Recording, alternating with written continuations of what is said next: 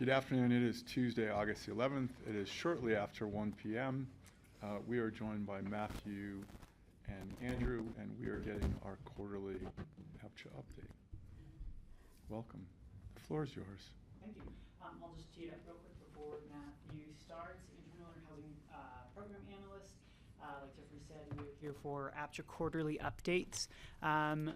With these, we typically can talk about some of the work that APCHA is doing, whether that be policy work, whether that is information requests. In this one specifically, Matthew is going to be sharing some slides about 2027 budget request.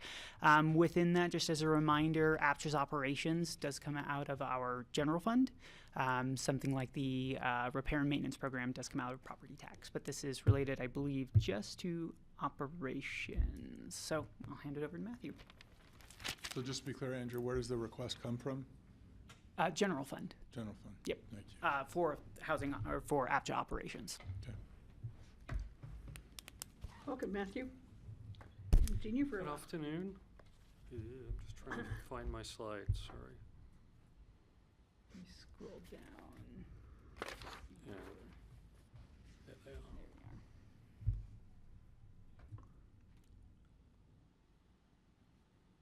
Great.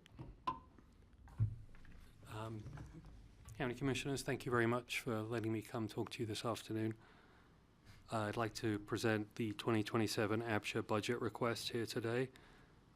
We welcome the opportunity to explain our funding requests and how it fits in with the APCHA, the county, and the city's strategic priorities for the coming years. Matthew, I'm going to ask you to speak up a little Yes, bit, ma'am. please. Thank you. The APCHA strategic plan adopted last year gives the APCHA mission as APCHA supports affordable and durable workforce housing for a sustainable and prosperous community. This is set in the strategic plan by 4 values: quality service, efficiency, effectiveness, and innovation. And we have 4 goals within that: compliance, quality, community, and leadership. I've been with APCHA nearly 5 years. We'll be 5 years in October. And I think during that time, as Ashley pointed out, we've really moved from doing policy and some compliance to much more of a much more programs. For example, the essential repairs program, capital assessment, help for HOAs, and we keep coming up with new ideas at the APCHA board meetings to assist APCHA homeowners and renters, and more broadly the broader community of taxpayers in Pitkin County. During the last APCHA board meeting, we were discussing the upcoming work plan, and there was considerable discussion if APCHA was adequately staffed for current and possible future operations, analysis, and programs. This proposed budget gives APCHA room to grow as we get more involved in operations and programs to help APCHA residents, owners, and the citizens of Pitkin County, and maximize the benefit of the program to Aspen and Pitkin County. So my first slide I'm going to show you. There we go. So we've spent the past 6 months or so, and there's a clearer slide coming up, but this is the current organizational plan, and the prompted this reconstruction, this restructuring of the org chart was the March 2027 departure of one of our long-standing employees, deputy director position.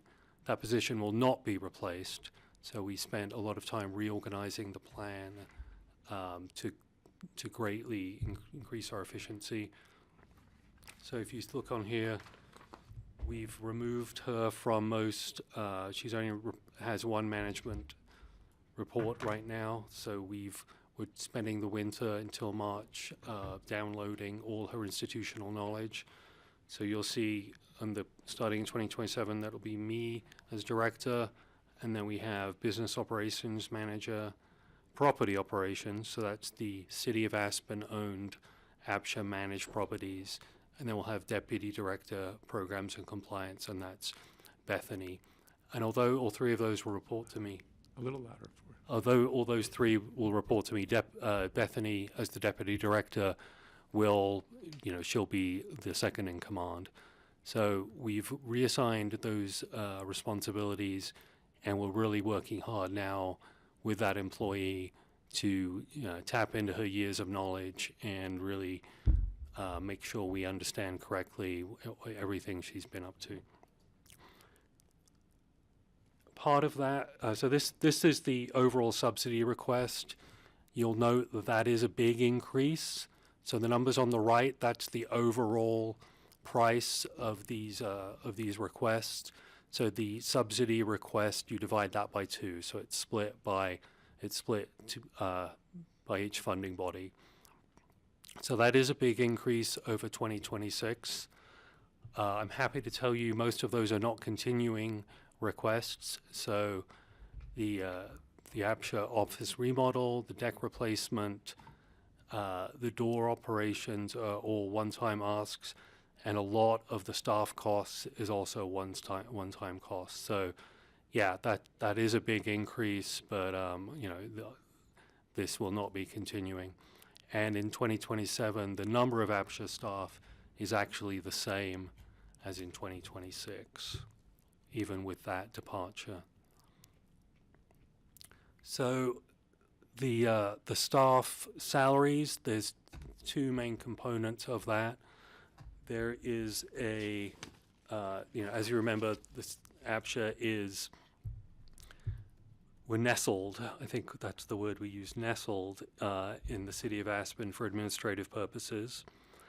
The city of Aspen is commissioned a staff compensation survey as part of their commitment to being extremely competitive throughout the country in terms of staff and other compensation. I believe the county takes a different approach with a more regular increases, but this is the second one of these they've happened through the city during my time here.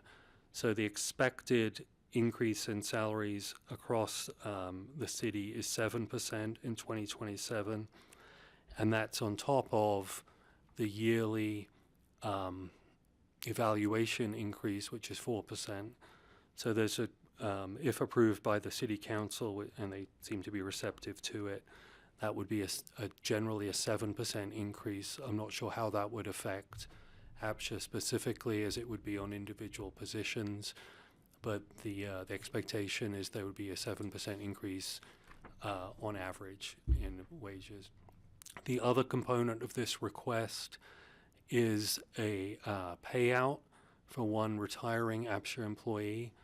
That employee has been with us for many, many years, and she is grandfathered in on an older, more generous formula in terms of retirement, which will not be replicated in the future for APCHA. We do not have any other employees under that program, so you will not be seeing such a significant payout in the future.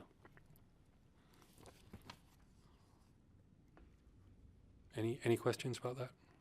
Okay. What happens if you don't do the office? Or you're going into the office? Office renovation, yeah. So this is the office renovation. So I'm just going to flip forward one slide. So you'll see on these slides examples of our current situation. We're kind of bursting at the seams. I don't have any room for growth there. So the top left, that is both our deputy directors sharing an office until 2027 March. Top right, that is an office which has been built with its back to an exit. I don't know if you'd call it an emergency exit, but we have an employee there who has a door at her back. So if anybody wants to use that door, they have to say, "Excuse me, Anka, can we come through?" And then the bottom right, that is another cubicle that has been carved out of a hallway. You'll notice to the left there, that's the doorway going down the stairs to the front office. So we put a very small cubicle literally in the hallway. And then to the bottom left, you see another cubicle which is surrounded by 2 others. So you walk through that kind of weird little cubicle passageway into the corner there. So the proposal is updating and remodeling the APCHA space at 18 Truscott using, so that would be half of that estimate there, 450,000 for the county, and we'd be converting 3 large storage spaces into offices, cutting one office which used to be a break room into half, and that would give, and then we would plan on removing Anka's office, which has that hallway there. So that would give us it would allow us to adequately, I was about to say house, but office the current employees, and it would give us some wiggle room. We'd have 2 empty offices and a hot desk space. We believe that would give us room to grow for future staff increases to address county, city, and APCHA board priorities, accommodate current employees with better working conditions, give us more flexible conference and break facilities, and also enable us to use private spaces for private conversations, compliance work, and internal coordination.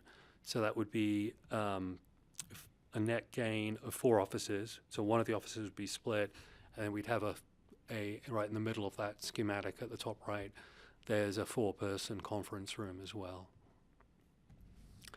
I understand that's a big request, which is why we're coming to you today. That would be half of that for the county, and the work would be conducted by the City of Aspen Asset Department. So why don't I pause there, and we can and Greg. you can tell me your questions Yeah, about that one. So the cost to the county is half of the 450. Copy that. Correct. So when something like this happens with a quasi department of the county, do we go through our facilities to see if we have any available space? I keep thinking we probably have empty offices somewhere that we're not. I'm assuming we do. I'm not sure if it's practical or not, but do you go through those sort of exercises before a remodel is chosen as the way forward? Only because it's an expensive expansion of space, which is likely necessary. But I'm just wondering are there efficiencies that could be gained by, could we move APCHA into this building, for instance? Back into this building.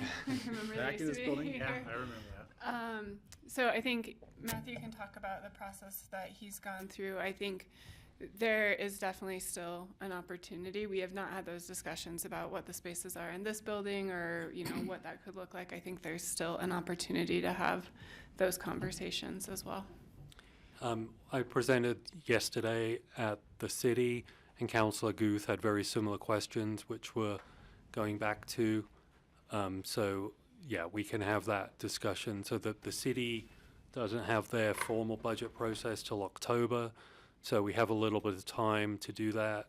And absolutely, if both funding bodies don't feel like we've adequately answered those questions, we can come back and chat next year. This project, you're probably also thinking, why is this the first time hearing of this, Matthew? And that's a valid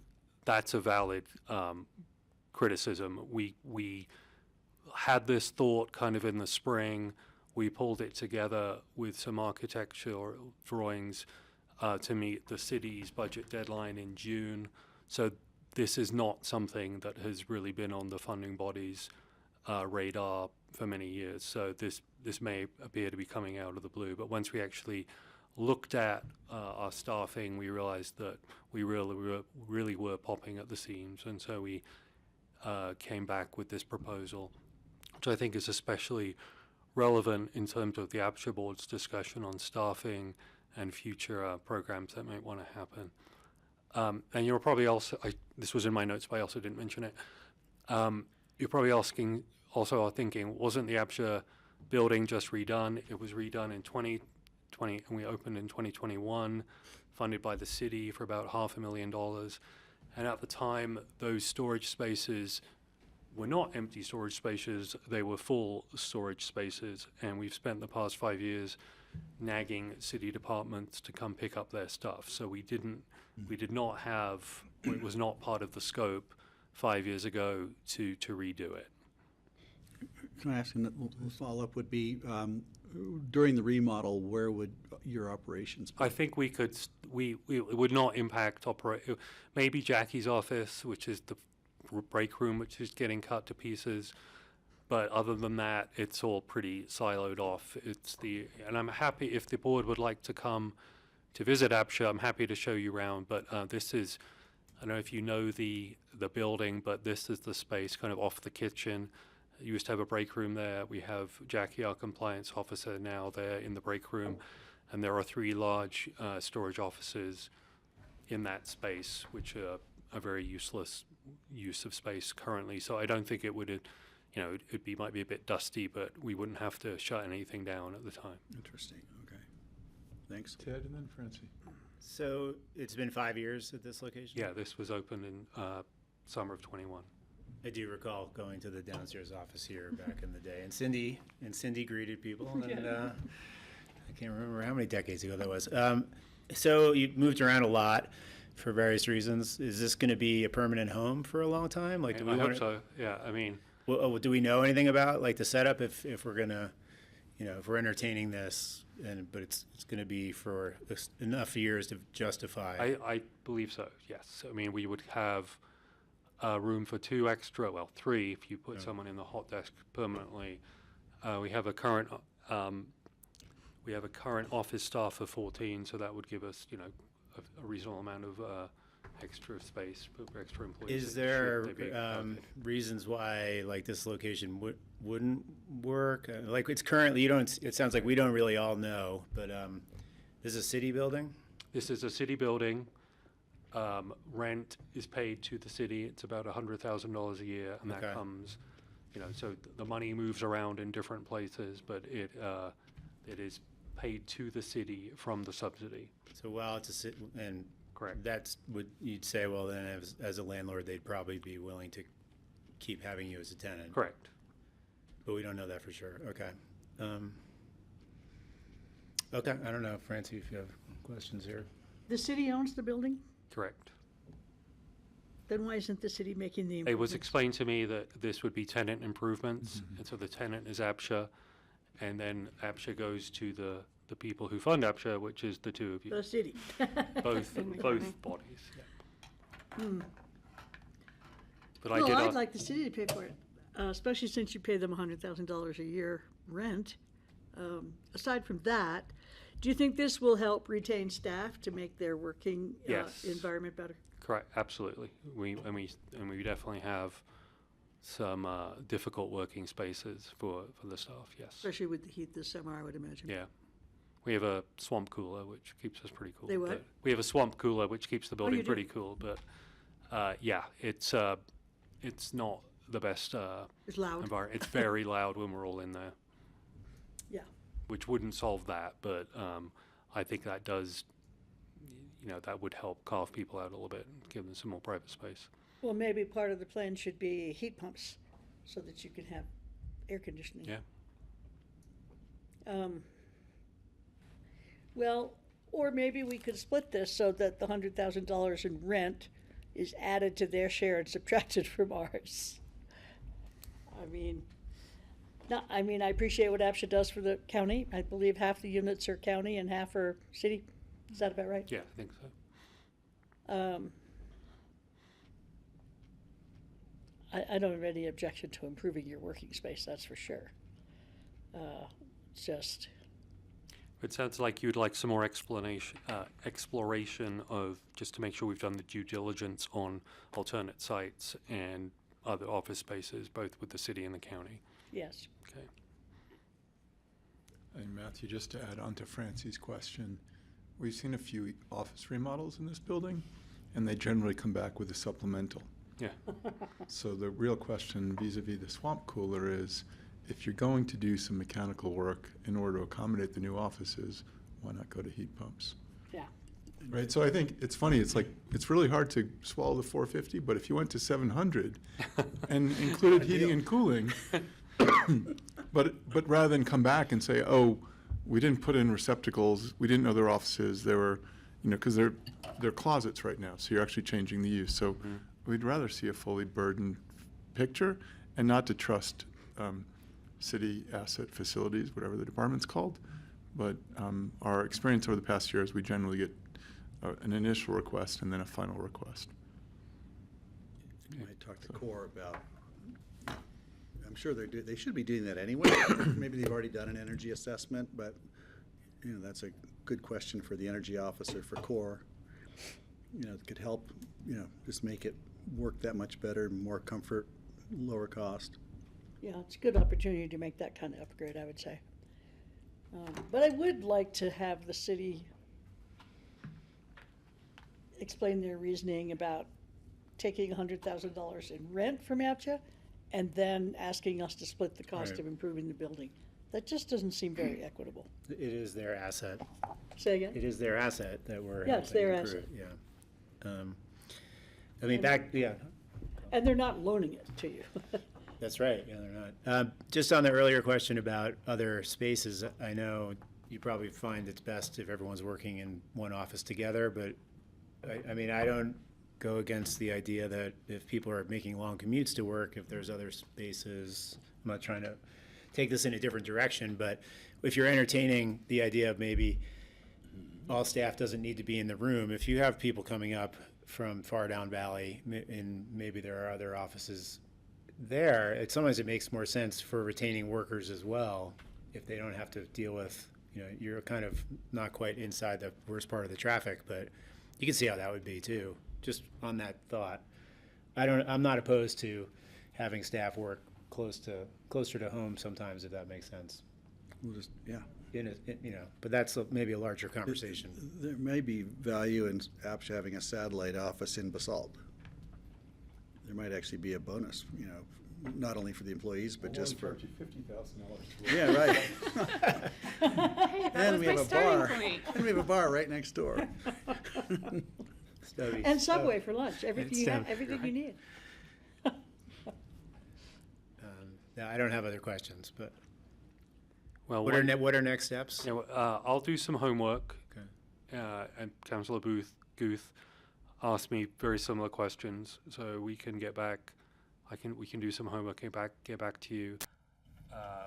When's the formal budget cycle? Or is this it? Yeah, so process-wise, I think we've set up so you all can see the proposed budget. It used to be you were coming in November and we'd have these conversations and it was the 11th hour, so it's not the 11th hour. So I think process-wise, we can do a little bit more follow-up with Matthew and team and work through what those items would be as it folds into the full county budget, which we have to have presented by October 13th. And then the actual APCHA update would be, I think, sometime in November. Okay. But we need to have it kind of mostly figured out by that initial county budget, especially since it will be coming from the general fund. Great. Yeah, when it comes down to it, we actually pay $50,000 in rent. The county does, since we pay half of APCHA's expenses. So, just saying. We could ask Kara to look into offering them a better deal. We could move into one of our offices for a substantial discount, probably. Okay, then I have a couple other things. Just wanted to. Oh, good. That didn't go. Maybe we won't be so That was the big snarky with one. the other topics. I did not save the biggest one for last. I thought that would be me. Okay. And this is the APCHA deck, which currently costs us about $10,000 a year to repaint. It's in full sun. It never lasts, and it looks terrible. So we'd like to ask, so that would be half of that amount from each body to put in a Trex deck. It's structurally sound, but that wood just wood disintegrates. rots, yeah. And we do use that deck for staff meetings. A couple City of Aspen departments use it as well. We'd like to use it more. For example, the ice cream social we had a couple weeks ago, we could have had that there, but we have not found anything that works on that deck. So It would take 10 years or so before we're saving money on the deck, but it would definitely free up staff time as well. So that is one request. I've been to a picnic on that desk. Yeah. It a looks big- downright toxic. Right Yeah, now. it's not. Thank you, Francie. It looks terrible, and it's about 1,200 square feet. So it should be a great asset, and it's kind of not. So we'd like to ask for some money to fix that up. Something, go ahead. I was just going to say, I look at that and I think that's totally on the landlord. Like, they should be ashamed that the deck looks like that, and they should get it fixed. Putting it on the tenant, to me, is questionable. Maybe I'm the only one, but I think that's crazy. I completely agree with you. I am a landlord, and I would never dream of asking my tenants to do something like that. There you have it. Just, Two questions. Especially a nonprofit. Like, I don't need an answer, but it does not look accessible. Pardon me. ADA. Oh. ADA. That is a good question. It has steps, so it is not. So currently. I'm assuming if you're gonna touch it, Yeah. and if you're going through a city permit, Good I point. would flunk you. I would not pass you. And the other one is if you're then going to add an ADA ramp, are you gonna do the deck rails? Yeah. So what was the last? would the deck rails also be non-combustible? So if you're actually hardening. Oh, I see what you mean. If Yeah, you're actually hardening this deck, you need to do the rails as well. Yeah, because the rails are attached to the rest of your wood structure. yeah. So there's two-part question. So more Don't- plastic? It's actually resin, but yeah, it's, That but it's, recycled stuff? Is the city As a- violating county code here with this? it's actually violating Department of Justice, so it's Oh. federal, it's not local. Yeah. Department of Justice oversees the American with Disabilities Act. We'll check I that don't know out. about that. Should we tell them they need to I'm happy fix to it? have a bet. You want to bet? We're on TV. You want to bet on that one? No. The ADA is administered by the DOJ. And then, speaking of ADA, Yeah. we would like to improve our doors. It would be about $18,000 for these two doors. If you look at that door on the left of the screen, that thing is massive and heavy, and is not helpful to anybody who's mobility impaired currently. The glass door isn't much better. We had an employee on crutches earlier in the year, and she Couldn't get through it. She couldn't get in, so we fired her. But I mean, I won't speak for the board, but I think this is called core and shell. This is the building. This is no longer tenant improvements. Absolutely. And this is, again, an area where the owner of the building doesn't meet federal guidelines administered by the Department of Justice. Which is really effective these days. and that's what I have for the budget. Cool. And Thanks for while I sharing. have you on, I just wanted to flag a couple other things. Well, before you move on. Yes, ma'am. After you showed those other improvements, I feel more strongly than ever that I do not want to split these costs with the city. Francie, can you clarify all costs or the last two? Pretty much all of them. I mean, I feel like it's kind of a con job, actually. I mean, seeing all, if you want to put it in three categories, I think the workspace for staff would be, Tenant improvement. yeah, I think we'd all be more inclined to support that of the three. And I don't want to judge these things relatively now that we've seen three, because we had an issue with it, the first one coming first. But I do think for the, we do work with APCHA, and those are, employees for a service we rely on. So I'm okay with entertaining that one, but not the other two. Well, I definitely think the improvements should be made. I just don't think that we should be paying half of those improvements, and the city should be receiving $100,000, $50,000 of which comes from us. It's just, it's not quite adding up for me very well. And I usually like to side with the city on issues, but this one is a little difficult for me to take. So if I could try to bring it together, I would say the moving deck chairs and offices is tenant improvement. And then the deck and the doors are both ADA compliant, so federal requirements, wildfire hardening, and I would say those are core and shell. Those are the building. So to try to articulate our reason for supporting one, but less enthusiastic about 2 and 3. We would love to see all 3 changed and support you, but I think it's modifying the existing building. Okay. 2 and 3. I would like to parse the first part then and see what actually would be part of the tenant's responsibility. I could see adding some desks and a couple of partitions might be tenant, but I would imagine in that 450,000, there might be some that would be more structural kinds of things. You know, if we're stuck on that, you know, and it does feel kind of awkward. If the city wants help funding the modifications that need to be made, and they offer to reduce our rent, so it makes sense financially, I could see, you know, full speed ahead, but just don't charge us that rent for as long as it takes to pay it off. Just as a thought, I don't think they need help with financing, but just wanted to throw it out there. It does seem crazy that we have to pay for half of it and still pay rent on it. But maybe they're more sensible heads on that. Maybe. Maybe. Back to you, Okay, we'll Andrew, and then Matthew. Yeah, we'll have some staff discussions with the city. And I just want to clarify, there are 4 requests, 3 of them Oh, being yeah. building improvements, and the 4th one being the staff salaries and retirement payout. So just to clarify that. Sorry, I was thinking architectural.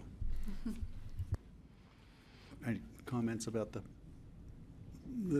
salaries? Seem like you need to stay competitive. I understand that, and if that's the things where things are going with the city, it probably should follow. All right, thank you. Yeah, I agree. You had some more on your plate. I just wanted to flag, The APCHA, some of the APCHA outreach, because I know the commissioners enjoy that. So we've had several HOA education classes, and with the APCHA board's instructions, we developed with deepening our relationships and help to HOAs. So we had in July a session on responsible governance policies, what you need to know about Colorado HOAs, and then we had another one earlier in the year on insurance claims through HOAs. Those have been very well attended and greatly appreciated, and we're going to keep those up.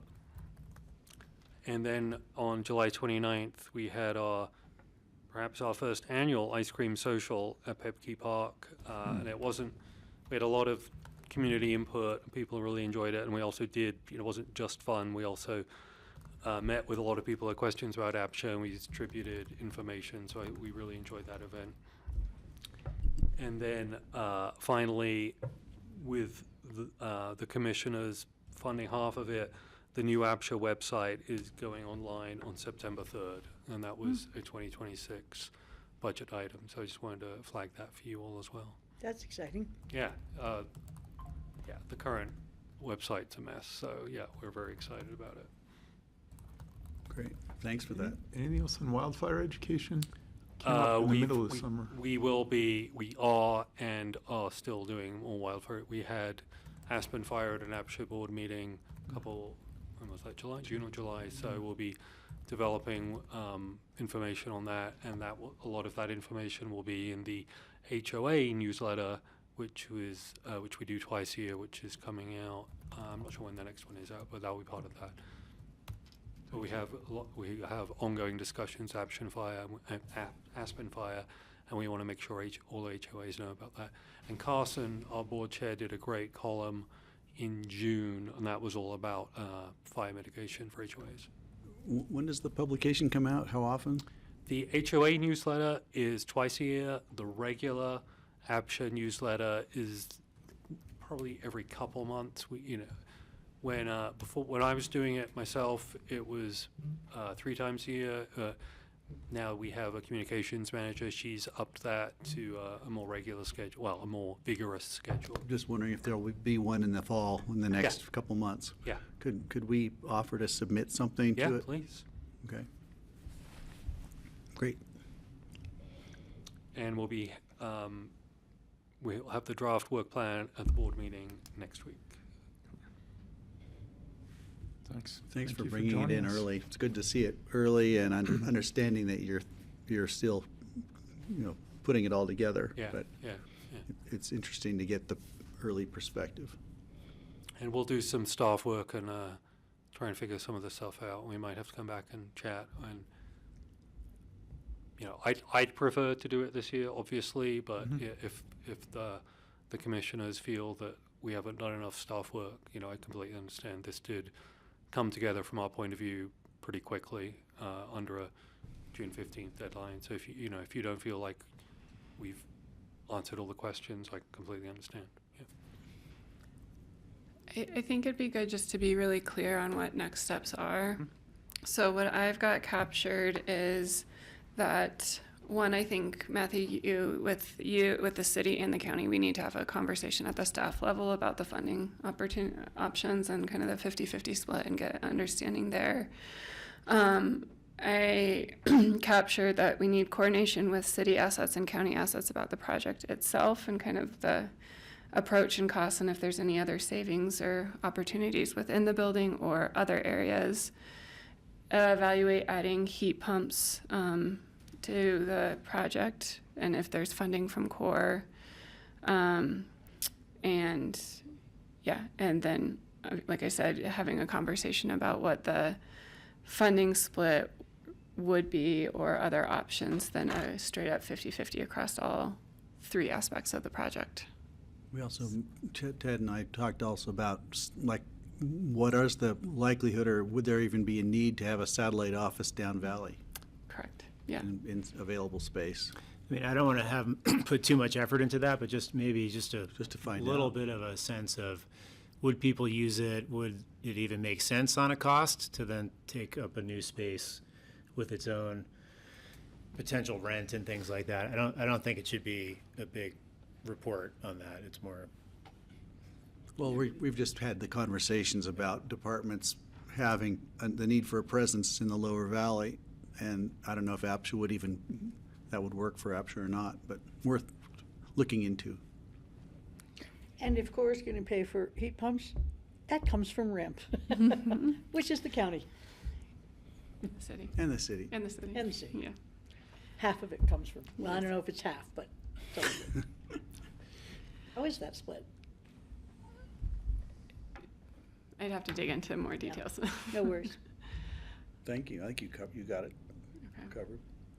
Thanks for the heads up. Thanks for the summary. Is that Thanks, good for Matthew. you? Yep, Yeah. thank you. Okay. Thank Great you. to you, hear about Matthew. what's happening over there. Great. Thank you very much. Thank you. Thanks, Andrew. No, let me text. So grassroots, we're on a 5-minute break because we're waiting for human resources. Yeah, we finished a little. I thought Ashley was approaching the table. We can interrogate you or something, but you were just here for an audience. Okay.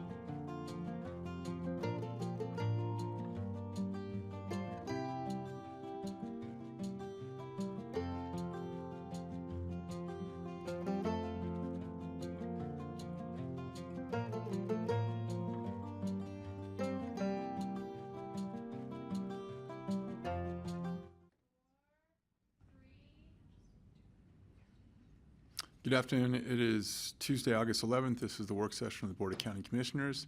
That is not the maroon bells on our screen. It is probably an AI-generated thing. This is the Human Resources and Risk Management Department update with Melissa and Brett. Welcome. Thanks for joining us. Thank you. Hang on, I'm hearing a little echo. Oh, okay. All right. Well, good afternoon. Hello. My name is Melissa Knight. I'm the Director of HR and Risk Management for the county. And we are here, the team is coming. We're here to share an update with you about HR and risk management, what we do, and just some stories and some fun milestones and accolades that we're proud of. So, great. Okay. Do I have to push the button? Is it on? It's on. Okay. I haven't done this in a long time. All right. Now why is this not working? Okay. So just high level org chart. I'm going to let everybody introduce themselves as they come in because they're all going to be speaking about a certain part of HR and what we do. And I just want to say we are so fortunate to have this particular team working in HR for the county. We also put up hire dates here, so folks have been around for a while. They really care about what they do, the work and the programs that we produce, and I'm just really grateful to have them on the team and here, doing all the work for our employees in the organization. So. Okay, so being in HR, we love to take time and go off site and connect and just get to spend time outside of the walls of work. So we've been doing this for the past couple of years, and during these sessions, we'll talk about things that we're really proud of, challenges, opportunities coming up. This last time we actually went off site and really focused in on a purpose of the HR and risk management team, and that's to create a workplace rooted in kindness, well-being, and trust, where every employee feels supported, empowered, and united in serving our community. So that's really what drives us to do the work that we do every day, and really the 400 employees across the organization are our customers, are our clients. So we're here to support them and ultimately make sure they have a great work experience here so they could provide services for our community. So also during that offsite, we identified sort of three main buckets that we are focusing on for 2026. So the first one was around the new workplace task force. So we will be coming back in September to talk more about this. But essentially one of our big goals this year was to develop a well workplace policy, which is really an overarching policy for how work looks now at the county. So that includes hybrid work, telecommuting, service level agreements. Again, we'll be back in September with more information on that, but that's been a really big project that the team has been working on. Also, we have identified internal communications as an area of opportunity for the organization as well. And so we've been able to collaborate with community relations over the past 8 or 9 months or so during the transition, because they've actually been rolling up to me in terms of reporting relationships. So we've spent some time with them really identifying where those opportunities are, and a couple folks on the CR team and the HR team are taking lead on sort of figuring out internal communications and really what's next for that.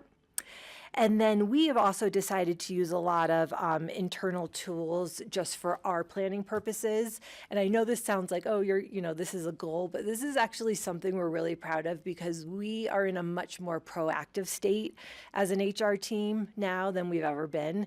So we're able to sort of look ahead a little bit versus being really reactive in responding to the things that come up. We're trying to be proactive and do some stuff that rolls into the next section around workplace culture. and doing things such as adopting a caring workplace framework, which we'll talk about more in a little bit. We've transitioned to pulse surveys for employees. So employees were telling us that they really wanted to give us feedback. We were doing employee surveys every other year. It was taking us, we would come back with a laundry list of things that employees gave us information on and feedback on. And it was really, by the time we would get down that list, like things would change and feelings would change and whatnot. So we wanted to be a little bit more timely with how we get feedback from employees. So we started pulse surveys. So we do those 3 times a year, and we'll talk a little bit about results here in a sec. We've also really focused on training and development, and that was through feedback from the organization as well. We do a really great job of promoting people from within and giving them opportunities, and then sometimes we weren't providing them with the resources that they actually needed to succeed. So we've done many things over the past couple of years, but one of the things is the team actually developed a supervisor training program that we have gotten almost, I think, 30 to 40 supervisors through. I'm looking at Jeff for numbers. And it's really just a cohort, a 12-week cohort for them that we designed all the curriculum in-house. The only thing that we do externally is we bring in an employment law attorney to kind of talk about some of the federal laws and compliance and whatnot that we need to make sure managers are really aware of, just to protect the organization and employees. We also are focusing on a compensation market study. So that is essentially where we go out and study all of the jobs that we have across the organization to make sure that we are still competitive in the market in terms of recruitment and retention. So that is a project that is currently underway right now. And then this is something that we have talked about a lot, but we've noticed that over the years, we keep throwing on programs and things for employees, and we haven't gone back to reevaluate programs to see, are they still having an impact on folks? So we are going to spend some time on that over the next 12 months and really looking at, are we putting all of our energy and efforts towards the right things for employees and supporting them? So that is a quick high-level overview of our year. Just to get into numbers a little bit, this is something that we've started doing in 2023 and then have since every month, year over year, have kept track of various metrics. And you'll see this in our budget presentations as well. But essentially, the first one there is just employee count. So you could see that the blue line there is 2026. The yellow line is 2023. And so we have grown quite a bit. And I actually started in 2016, and I went back and looked through reports and information from back then. And in 16, we were at 264 full-time employees. So right now, we are at 375 plus. There's about 20 positions that are open at the moment, whether they're in a recruitment stage or they're on hold or we're reevaluating that particular position. And so that's about a 42% growth in 10 years in terms of employees. So it's huge. It's been a really fun 10 years here and a very challenging 10 years as well. But again, with the team that is sitting here with me, it's been amazing to be able to, I think bring the HR department and risk management program up to speed here and really just modernize it. So that's been a lot of fun. And then vacancies is just another thing that we track. So you could see here, 2023, we had some high vacancies. That was post-COVID. That was also our highest point in terms of turnover at that time. And so now we are trying to keep that fairly low. And the good thing is the less vacancies we have, the less recruitment we have to do, which means there's less turnover, which ultimately saves the organization money, not to be continually recruiting people, spending time on interviews, training folks, making sure they get up to speed and that they could be productive in their roles. So that's really important. All right, so I'm going to turn it over to Jeff. Jeff, if you want to come up. Yeah. Can I ask you a question before? Yes, you move on? please. So why do you think that the number of employees in the county has grown so much because the population in the county has not? Yeah, that's a great question.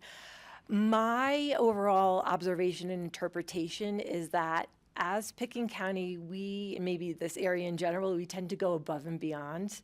And I think we are providing a lot of extra services that are above statutory requirements. And I think that has also added to the capacity that we need to deliver those services. And then you add on special projects, right? You know, the airport, we hired, I think, 6 people for that particular role, you know, for the timing of that project. And I think as we have identified services that we want to provide to the community, that's taken additional capacity across the board. That's almost exactly what John Peacock said to me last year when I asked him the same question. I didn't even know that. I add, because that people ask me that a lot of times, and I think it's important, especially as we're about to head into risk. There's also, we were understaffed for a while. So 10 years ago, you did not have a procurement department or a person.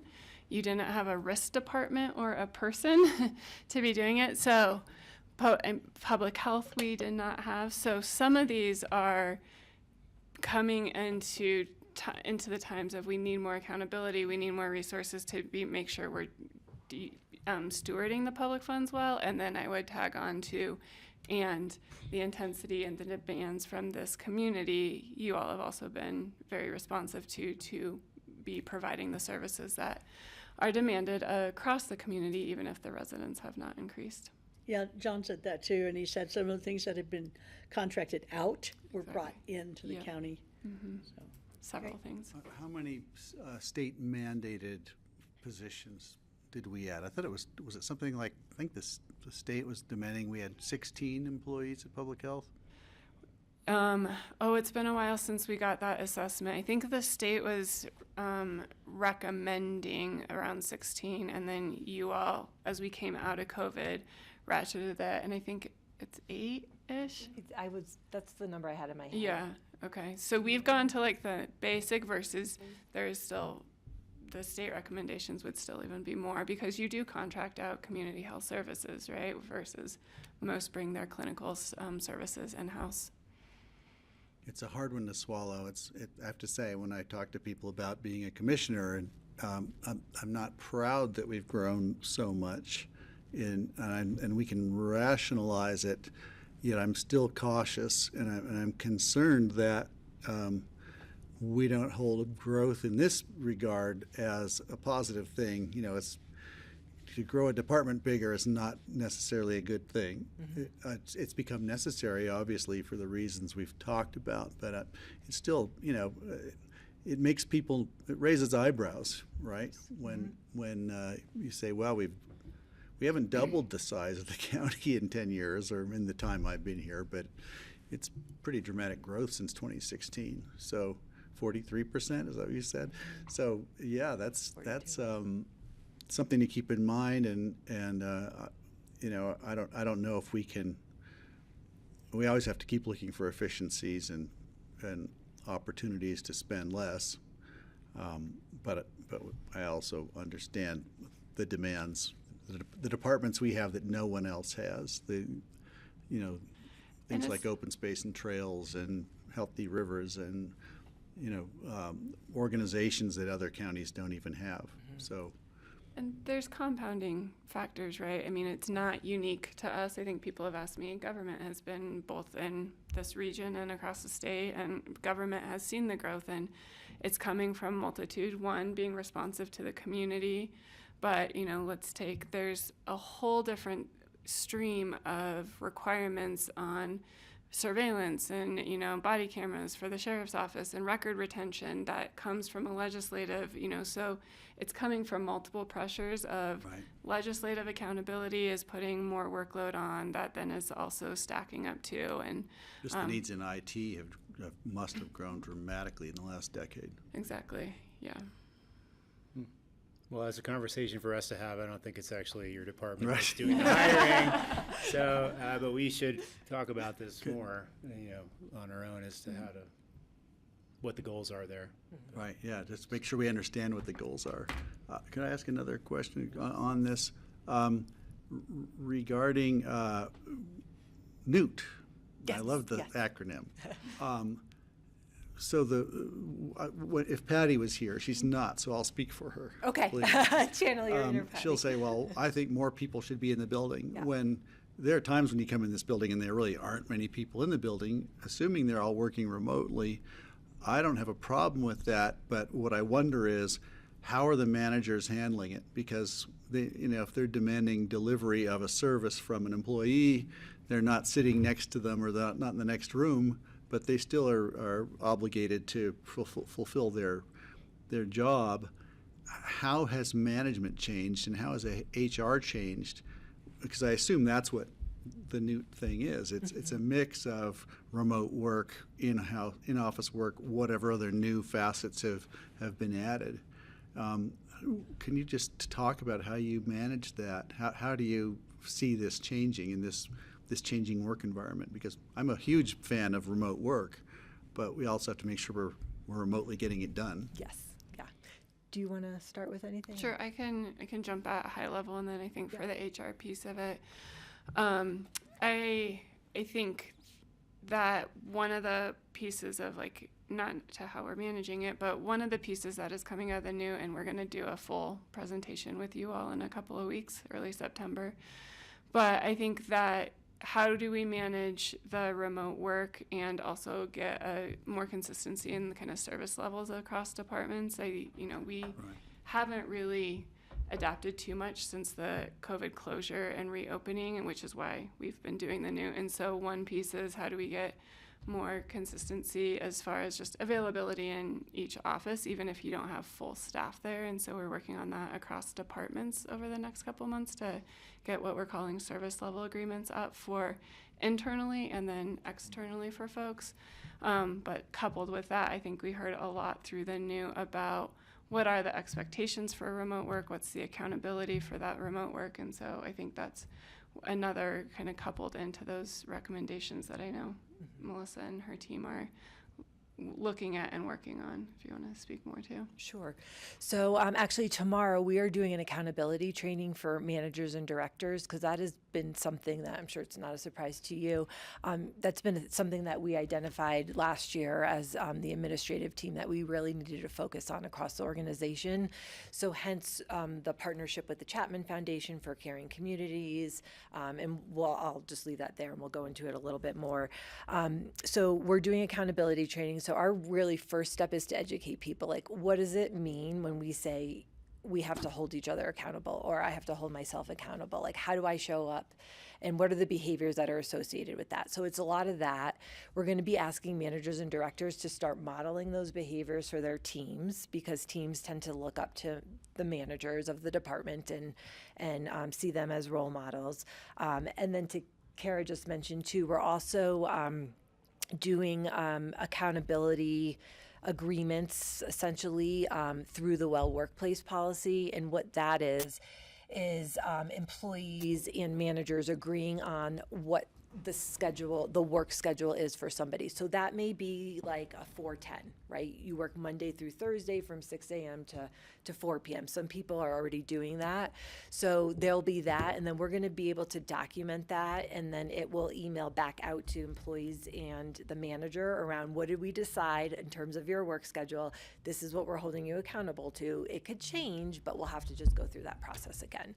So those are kind of our first 2 steps in terms of like the tactical to really start, I think allowing people to show up in that I'm way. thinking time spent in the chair. I'm sure that's important, but also deliverables. Like, what's the project? What's the deliverable that's going to make a difference that you're producing, and or keeping track of that as well, I assume.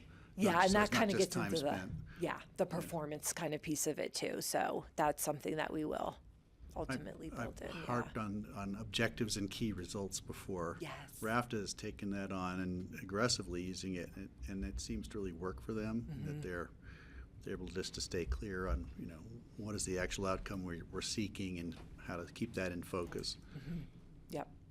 Yeah, I think that's something that will come into discussions too. So, yeah. Great. Thanks for.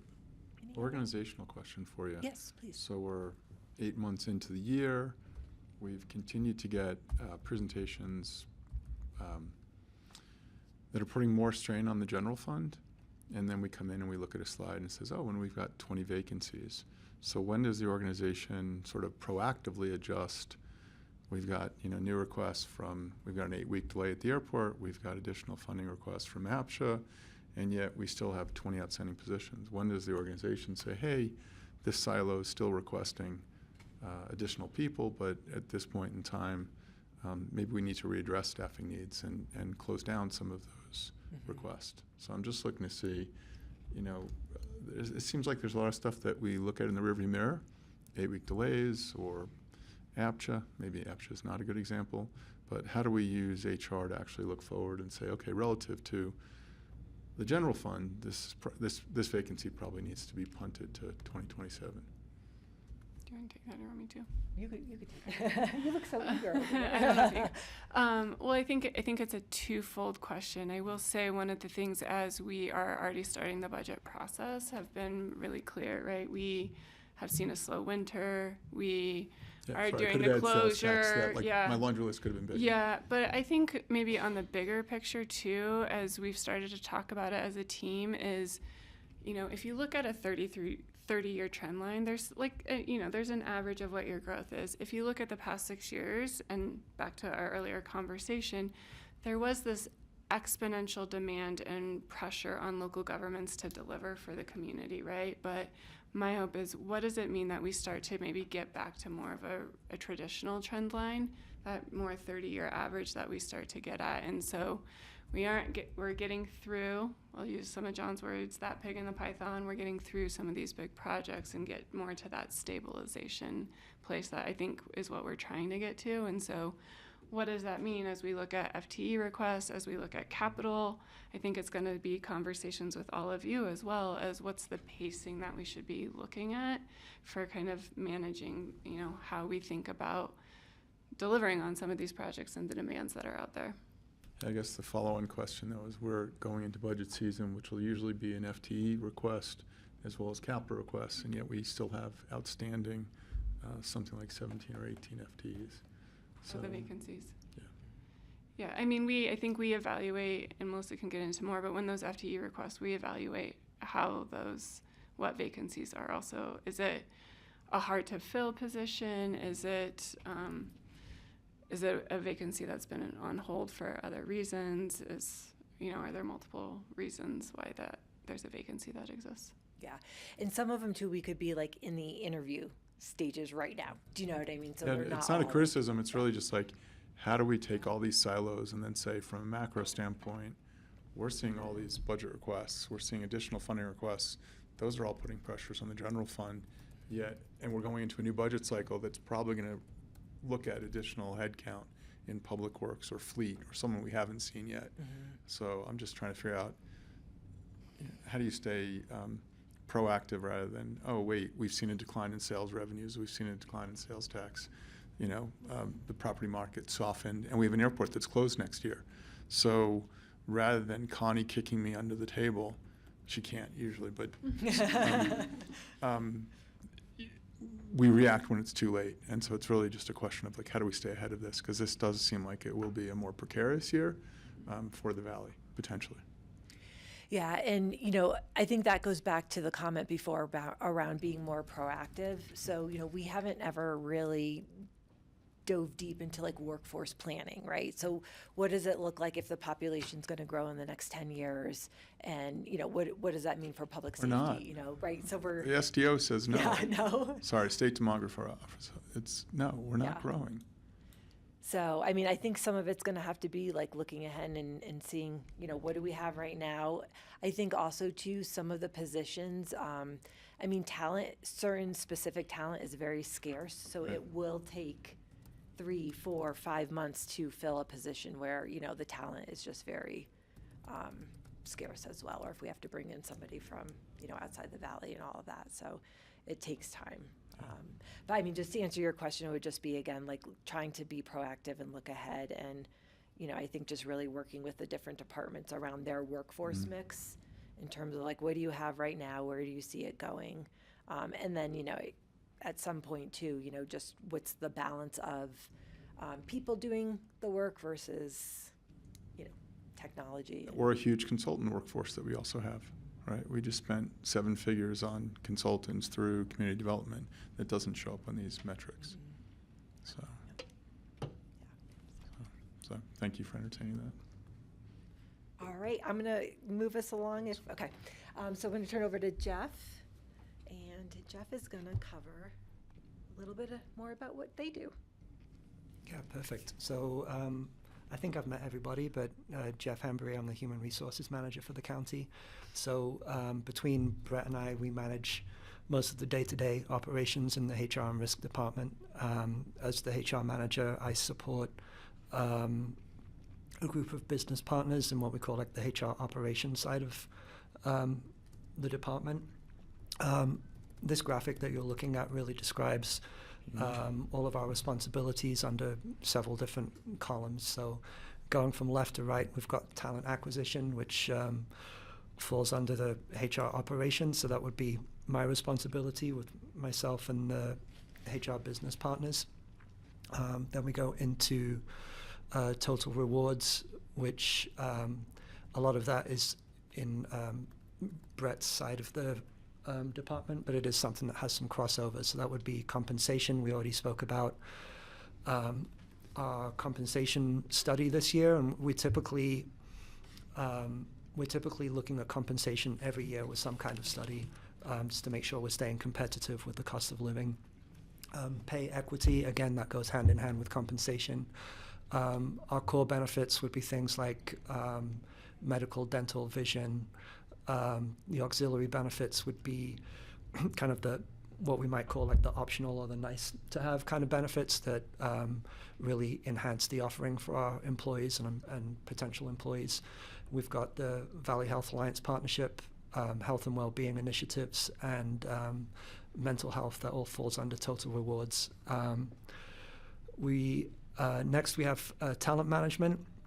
That's really everything to do with once we have employees on board, how do we keep them engaged? How do we keep them learning and growing?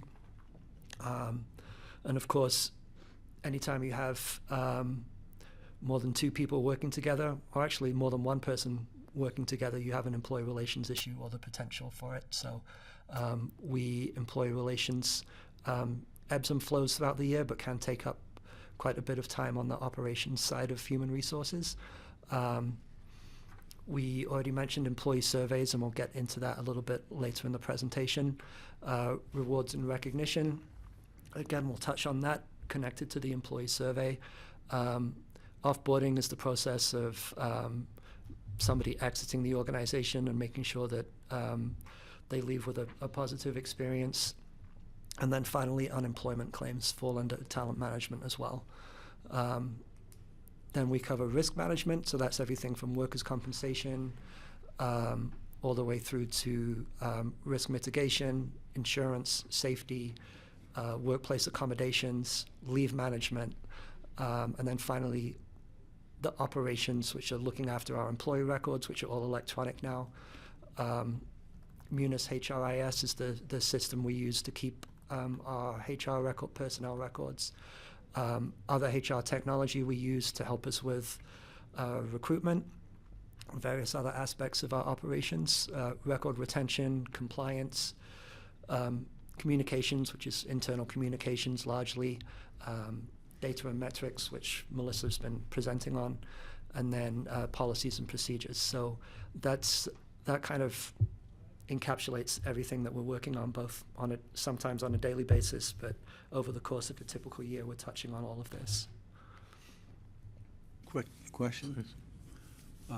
Regarding compensation, you're looking for new employees. When you look in the market, you look for competitive rates. How do we know? How do you walk that line between, fair compensation at market rate versus inflating rates? Because there's always that incentive to want to offer a little bit more, then everyone else has to offer more to match what you're doing. And how do you try to avoid driving inflation and still offer a fair rate? What goes through the heads of a compensation manager. Well, it's an interesting balance, right? Because you want to offer competitive wages, knowing how expensive it is to live here, but at the same time, we don't want to get into the point of inflating wages. We need wages to be at the point where we can attract employees for specific positions. We also have the Equal Pay for Equal Work Act, which is essentially pay transparency, which means that when we are negotiating with somebody to come into the organization, we do have that kind of framework that means that we don't necessarily pay over market for somebody. We have to make sure that we're balancing that with being fair to the people that we already have working in the organization at various levels or at similar jobs across the organization. As far as setting the pay, our compensation consultant looks at multiple data points in the Denver metro area, the San Francisco market as well, and then also pulls in some more local data with City of Aspen, with Eagle County, Boulder County, different counties here locally that are either direct competitors of ours or have similar departments to ours to make sure that we're paying fairly. Right. Similar markets, similar, yeah. Yeah. I would also add in, I think, to one of the ways that the county has managed that in the past too is to continue to invest in the benefit side of things. So where we talk about total rewards of, we all know no amount of pay can sometimes make this place affordable. So by continuing to invest in that in the benefits side of things, I think helps keep that balance too. Seems to be working. Yeah, it does when you look at the numbers. Our vacancies have been low, and yeah, we've got 15 to 20 vacancies now. It's not unusual for us just naturally to have that number of vacancies on an ongoing basis, just with people leaving and recruitments taking place. I think it's working, attracting people. Just talking to friends around town who are in different industries who don't really offer much benefits packages. They're all, not all, but you hear about them being unable to compete with the appeal to either come to the county or the city or some other large organization mostly because of it's not even a financial, it's mostly the package. And it works. I think we see that. So yeah, exactly. We do pride ourselves on having a competitive package. We do have, our pay rates are good, but that's only a small part of the compensation. Yeah.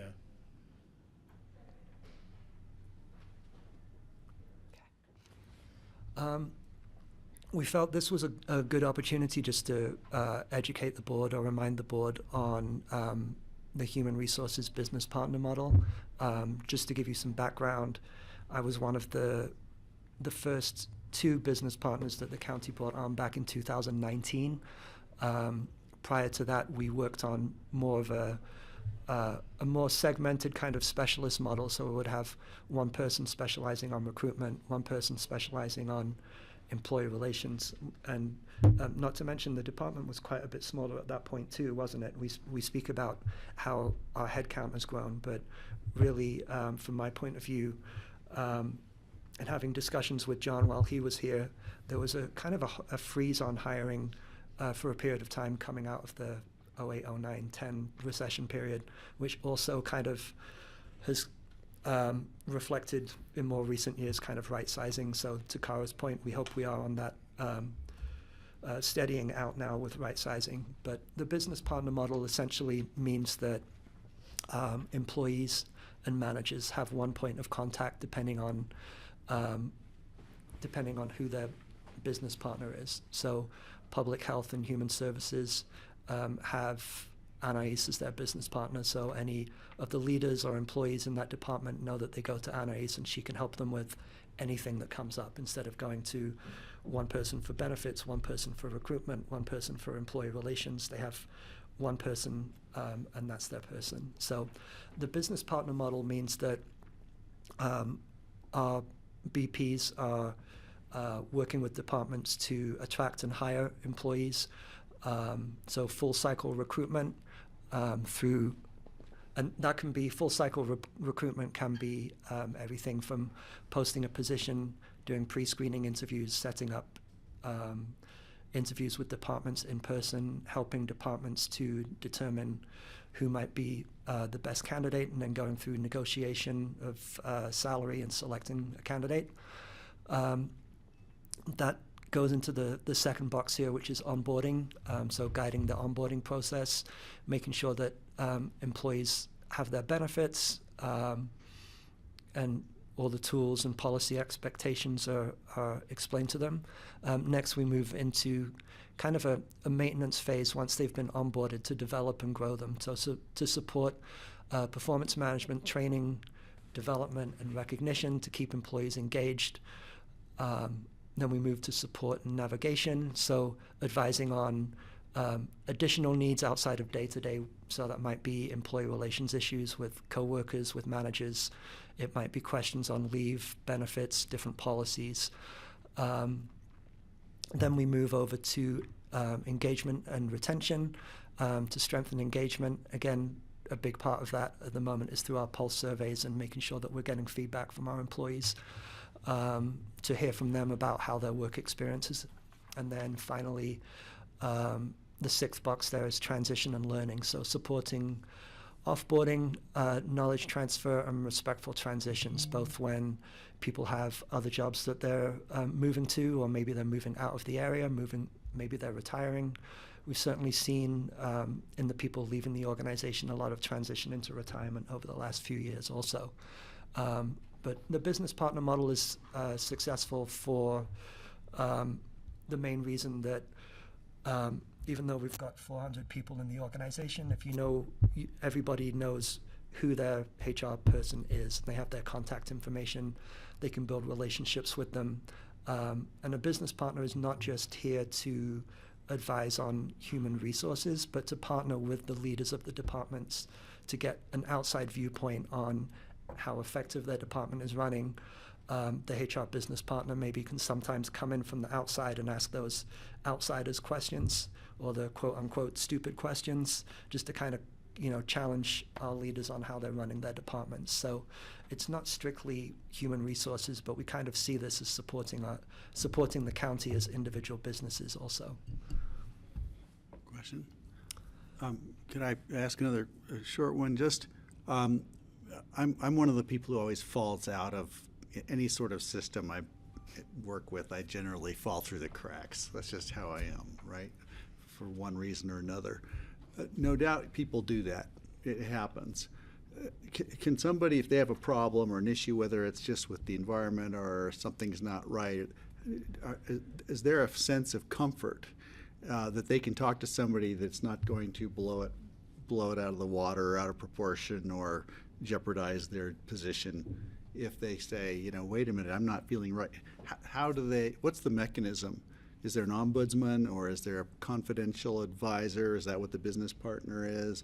So that, I'm trying to think of a scenario, but somebody just is having a hard time. Do they know they can talk to somebody without fear of repercussion? And is there a process that's, accepted?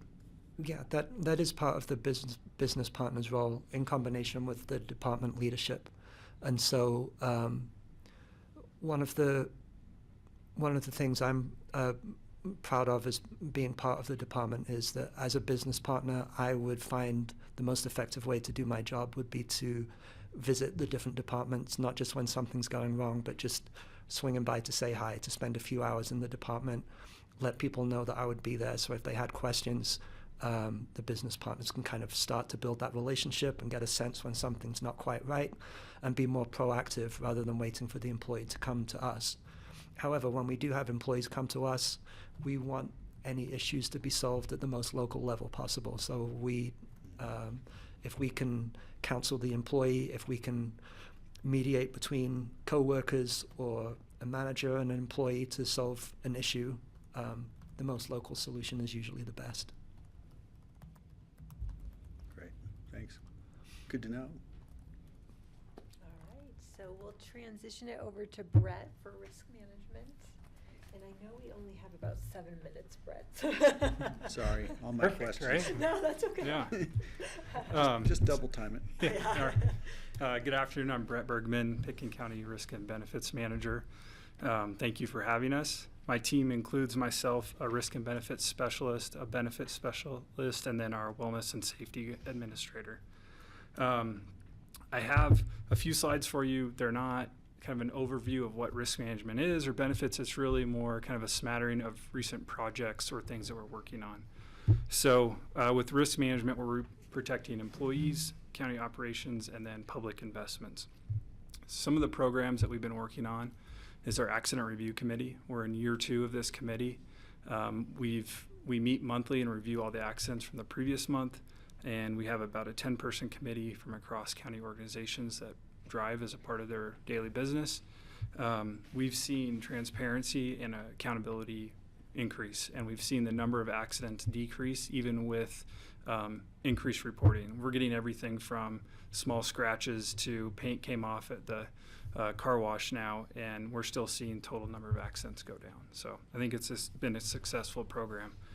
We also have a SAFE team that meets monthly, and it includes topics around security, access control, facilities, and emergencies. We meet and discuss things like the Bollard Project or adjusting security around elections and also access requests. So we've standardized access through the Sigil Genetech project, and now we administer special requests as a committee and discuss about it and make a decision before just granting access. And this has prevented, before we had probably 1,000 different access levels between vendors and employees. No one was the same. Now we have a very consistent approach, so we know where people can get in and where they can't. We've added security guards in the last few years and continue to adjust them to help meet the needs, whether we have a citizen that we're concerned about or a topic, and around elections or different staffing issues here, HHS and the library. As well as the airport and courthouse are now all falling under one vendor, which just helps with communication and ease of staffing for them. We also started with the accident review program some preventative work, preventative measures. So we had a safe backing class this spring at the airport, where those folks that got in a backing accident last year were invited out. We had the SO there to help do some training with them in maybe the vehicle type that they got in an accident in, and to try to reduce those going forward. Vehicle accidents continue to be about 80% of the accidents that we see. And backing is the predominant, really. Yeah, even with all the cameras and technologies we have and the overview thing, it still happens. Luckily, these are pretty minor accidents, but they are frequent. Shifting to work comp, our claims experience is right about at expected. It's 2% above right now, which just shows that it's a very stable program for us. We only have 4 active claims right now, so 1% of employees. And because of this, we're getting fairly flat renewals and a good audit credit from Pinnacle, our insurer. Things coming up in this area is the House Bill 25-1300. We could see designated providers go away entirely. So instead of sending our employees to 4 local hospitals or doctor's offices that are used to work comp, employees can choose for themselves where to get care.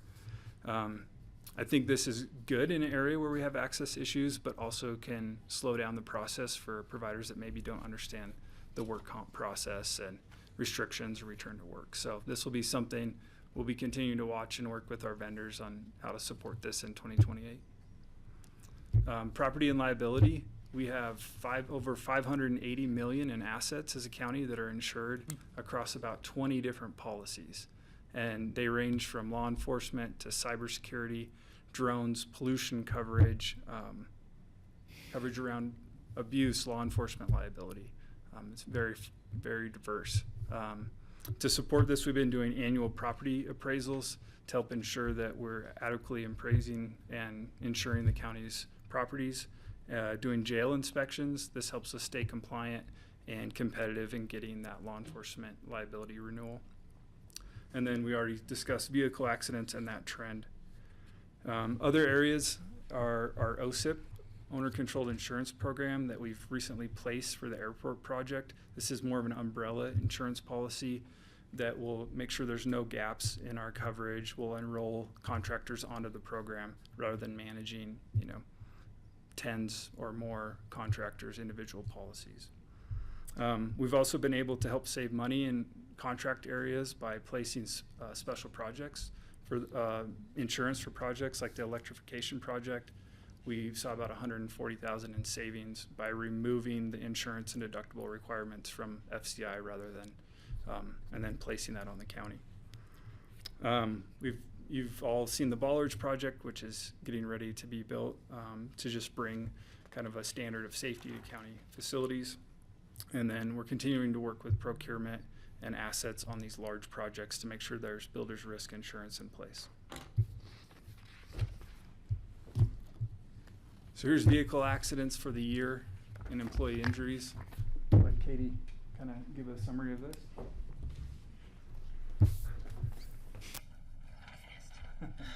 Hi, Katie Clapper. Yes, I'm related to Patty. She's my sister-in-law. Risk and benefits specialist. They all had questions, I can know. tell. Everyone thinks she's my mom. She's not. So this slide highlights two of our main areas we track, vehicle accidents and employee injuries. It compares monthly activity from 2023 through 2026. Starting with the vehicle accidents, the numbers fluctuate from month to month. In 2026, we saw higher activity in January because it was really icy, and then again in June, not sure why. Well, in February through May, it remained fairly steady. We review each accident to understand what happened, identify common factors, and determine whether additional training or follow-up is needed, which Brett touched on. The chart on the right shows employee injuries. Compared with the spike in February of 2025, the numbers in 2026 have remained lower, more consistent, which is very encouraging. When an employee is injured, we help guide them through the program. We have lots of steps that I work through with the employee who's injured. We contact them, we give them the list of providers, which is closest to them, which is more accessible for them. We communicate their work restrictions with their supervisor, letting them know what they can handle, what they can't handle, and then we try to coordinate a safe return to work. Yeah, I think that's about it. Any questions? That's good.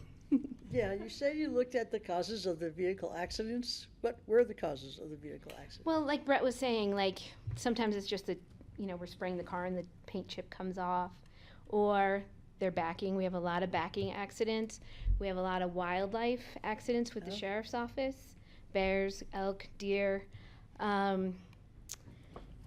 Lately, we've had quite a few where people are distracted, so we're working on that with them. Like a collision with another vehicle, or just We driving don't off really the road? have a lot of those. Those are few and far between, to be honest. And the one I can think of wasn't even our fault. Someone ran right into us, not paying attention. But I think we're pretty good in that part of it. We're not really smashing into other people. Good to hear. Good Yeah. news. Accidents includes, this is everything from, you said paint chipping to a totaled car. Yes, we have. What I do is I have two boards, and I put like my internal and external. Like if there's something where there's a third party, Yeah. then we'll go through and all those steps and do all that. And if it's just like the paint chip, we're not reporting those. We're just fixing that ourselves. Does it show up on this chart? No. Yeah.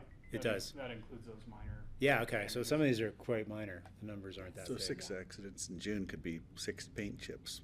Correct. Yeah. And just to know, for July, we went down to 2 accidents.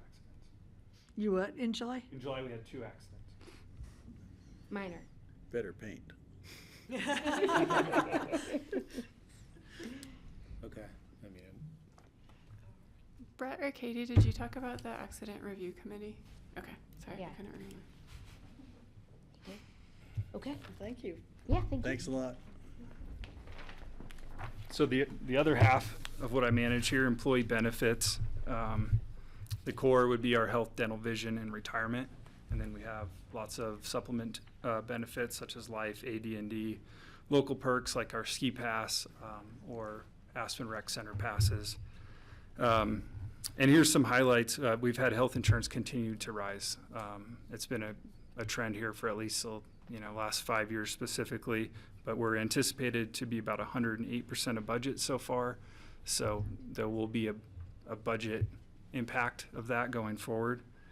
We placed a new tiering structure last year to push employees towards those providers that we're contracted with and have a low cost of care. We're looking to hopefully continue those contracts and maybe add additional ones. We moved from Carrot, our fertility benefits provider, to Maven to open up local care. Carrot only allowed care really in the Denver and Salt Lake metro areas, so we brought it more locally. Also working with the VHA on an RFP for EAP services, which is our mental health counseling, and looking again to make sure we're having good local access where employees can do in-person counseling if needed. We're also exploring some cost containment programs around GLP-1s, very popular right now, in addition to diabetic support for weight loss, and we're trying to figure out what's the best route to take that controls costs and helps employees be healthier. And then in addition to the more health side, we have Pitkin Leaves, which is concurrent with FMLA and is in replace of Colorado's family program. And we have around 5 to 10 employees on average a month that take advantage of that program. Getting into the specifics, we have about a third, and a third that use it for parental leave, self-care, and caregiver leave. And on average, with about 10 employees using it a month this year, that's about 1% of your employees that are dealing with being a new parent, with having a serious medical situation themselves, or caring for a family member with a serious health issue. So it's rather small, but it does have a large impact on the organization when people are out for extended period of time.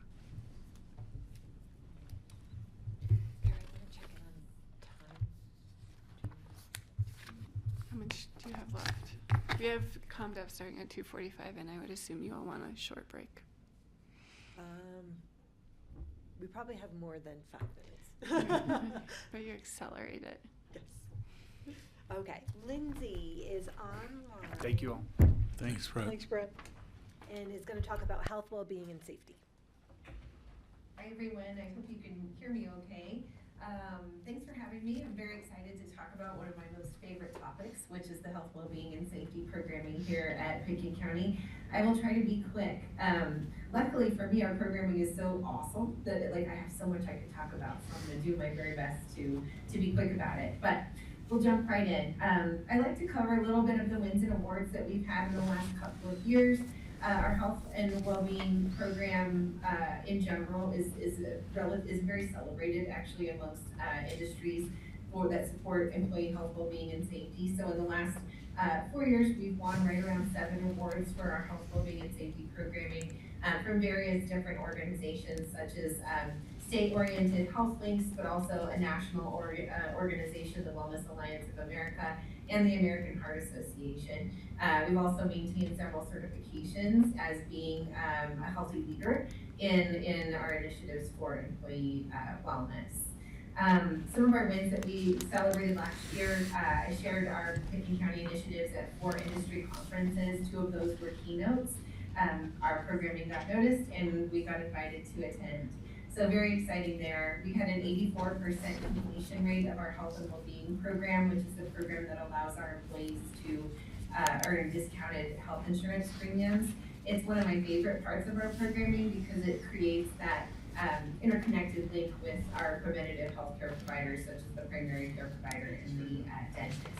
So 84% of the lives that we have on our health plan completed that program, earned the discounted rates, and hopefully created a even tighter bond with the people that are going to catch things in their health. We really have high engagement in all of our programs in 2025 and then continued again in 2026. One of my favorite ones last year, my favorite programs that we launched last year was our Wolff wearable program in the sheriff's office and dispatch teams. We wanted to be able to study what factors shift work had on lifestyle, including sleep, recovery, and strain. And through that program, just through the awareness piece that we offered through the wearable, we're seeing improved sleep scores by right around 10% and improved recovery scores right around 12%. Many of you may not know that law enforcement is specifically studied for those types of things, sleep and recovery, because they have a much higher rate of cardiovascular incident earlier in life due to the type of stressors that they're under all the time. So it's an interesting occupational study for us. We also implemented a formal peer support and well-being policy for the sheriff's office last year, which we're really proud of as well. So just a few shares on our wins and awards recently. Any questions before I move into our foundational programming? Keep going. Thanks, Lindsay. Awesome. So to touch on our foundational programming, what you'll see on this slide there is, I'm sort of a visual person. I don't know that I would call myself creative. I couldn't paint my way out of a wet paper bag, but I do like visual things and color. And so I like to put our foundational programming in sort of a lifestyle wheel or a wellness wheel, if you will. I divide that programming into 4 kind of columns: health and well-being program, well-being and safety. I've probably said it a million times, but that's kind of how I operate our programming around. And then I distill it further down based on the organizational needs. So we typically have kind of a more global approach, and then we have a more distilled departmental approach into each one of those columns. So in health, you'll see that our programming is typically claims-based, and then it's on-site and personalized, since we do have a relatively difficult area to see providers conveniently. I try to remove as many barriers as possible. So in that realm, that includes our on-site dentistry, our on-site biometrics, our on-site skin cancer screenings, vaccination clinics, and hearing exams. And then we distill it down even a little bit further into departmental things, which would include our WOOP program, ergonomic screenings, even driving ergonomics in our more field-focused individuals, and so on. The health and well-being program is designed to be accessible as well as manage chronic care. So it's accessible in the fact that it maybe pairs people with primary care providers. It's easy to complete because there's just 4 requirements. And then it's based in that chronic care management because we're providing the opportunity, we're incentivizing the opportunity for our employees to be followed more closely, should they have a chronic condition already or should they develop one in the future. Our well-being is departmental and then organizational. So we have programs that cover the entire organization, and then we have programs that are specific to each department or to different departments depending on what those needs are. I know we're really short on time, but there is a link to the list of all of our foundational programming in the slide deck, as well as the notes that are put down in the bottom corner of the slide if you want to dive into that. But to give an example, Unmind, our EAP, those different types of things are more global programming, as well as diving down a little bit deeper into like our retirement boot camp, which is a little bit more, I guess, demographically specific. Last year, a couple years ago, I was asked to create a 1-page on all of our programs, and I couldn't do it, and so it's 9 pages long, and it has turned into our employee programs guide. So that just goes to show how great and comprehensive our foundational programming is. And then finally, we have some goals and projects that I put down at the bottom. If you click on into the notes at some point when you have time, or if you find time, this is sort of a working list that you'll find here of things that I'm actively taking off as the year goes by. Some of my favorite ones are my more pie in the sky ideas are, creating or removing barriers to, better gym access for our employees, because that's some of the feedback that I've received. I'd like to offer more basic financial wellness training to employees that are just entering the workforce. I'd like to start a Pitkin Prevents lifestyle education program. We piloted diabetes prevention last year, and it worked well, but the curriculum wasn't quite right. And so I'm sort of pivoting and making our own program, because our employees are very healthy and active, and they're not your typical, pre-diabetic or diabetic individuals. So we have some large goals and some big things that I'm working on, but that's just kind of how I work. You can ask Brett, who's my direct report. I tend to have a lot of pie in the sky ideas, and and I chase those ideas. So I think I have the best and most important job in the world, and that's to fill the cups of our employees so that then they can overflow into the communities that we care for. Thank you, Lindsay. Thank you, that was Of awesome. course. Yes. I think if you want to maybe just touch on caring workplace and wrap up. Yeah. So one thing that we did want to share with you is, so we've done 2 pulse surveys this year. So kind of middle of the page there, you see 4.37. So that was actually our score, 4.37 out of 5 in terms of people and what they thought of the organization. So it was a Likert scale, so 1 being the lowest, 5 being the highest. And it's about 24 questions based off of 6 different areas. You'll see those at the top there: appreciation practices, trust, connection, meaningful work, and accountability. I think I missed one on the other side there. Culture of learning. And we're really proud of that. It's a very great place to be, but there's always room for improvement. So what we're doing is we're really looking at the trend line around these. So our second survey came out a couple weeks ago, and that was a 4.25. So just sort of interesting that it dropped by a little bit. Responses went down a little bit as well, so we're going to be tracking that, whether that has to do with, people are out of the office for that particular time period because it's summertime and dealing with all of that. But we're really excited about this, and then our plan is essentially to follow these trends and really start trying things and communicating back to the organization on what we're doing, and we heard you, and and we're trying to close the gap that you all may feel. So there was a few more things where I'm sorry that our business partners, Anais and Amy, didn't get to chat, but overall, and that's it. I'll just end there. Do you mind if we wrap with Anais and Amy just introducing their part of the business? No. That'd be great, if you could join us. Hi everyone, my name is Anais Fernandez. I've been working in the Human Resources Department since 20. Is your mic on? Red. You meant you were going to say it twice. Not I know, that's really what I meant. So my name is Anais Hernandez. I've been working with the Human Resources Department since 2022. I originally joined the airport in 2020. So I just kind of transitioned over to the best department ever. Yes. Sorry. So I'm one of the business partners here, and the departments that I help support are the Public Health Department, Human Services Department, and then the Public Works Department. So everything that kind of fits under that umbrella as well. Thank you. Hi, everyone. My name is Amy Scher, and I am also an HR business partner, and I've been here for 5 years. I started right in the middle of COVID. Fun times. Me too. Yeah. And so I support the sheriff's office, detention, obviously, Pitkin County 911, the airport, open space and trails, telecommunications, the coroner's office. Is that it? I think that's it. Yeah. That's a lot. Yeah, got my hands full. And then Tanya Kelly, who is not here today, she's on PTO. She's our third business partner, and then she supports most of the businesses or departments in this building, in the administrative building. Wonderful. So, yes. Thank you so much for the update. Thank you, everyone. Lindsay, We didn't thank get to you. the Shark Week screen. You should close. You should close on that. This was all Amy. Jeffrey's a good Mr. Wonderful there. So for someone who doesn't have a television, I don't quite get the reference.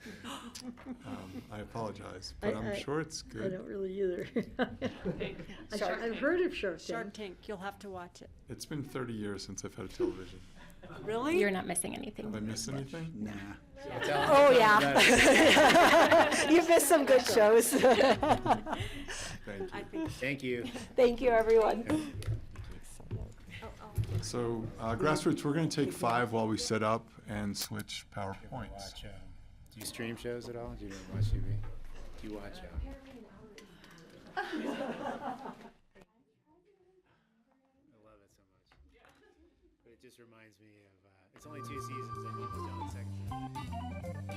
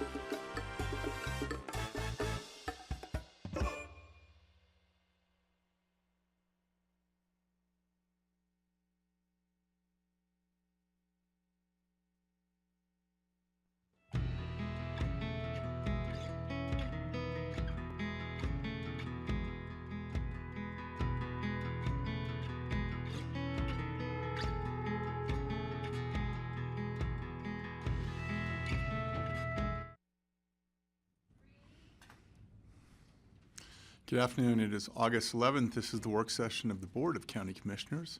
It is 2:52. We've recharged our batteries. Nice bold font now. And we have a community development update. So apologies for our tardiness. The floor is yours, Suzanne. Thanks, Jeffrey.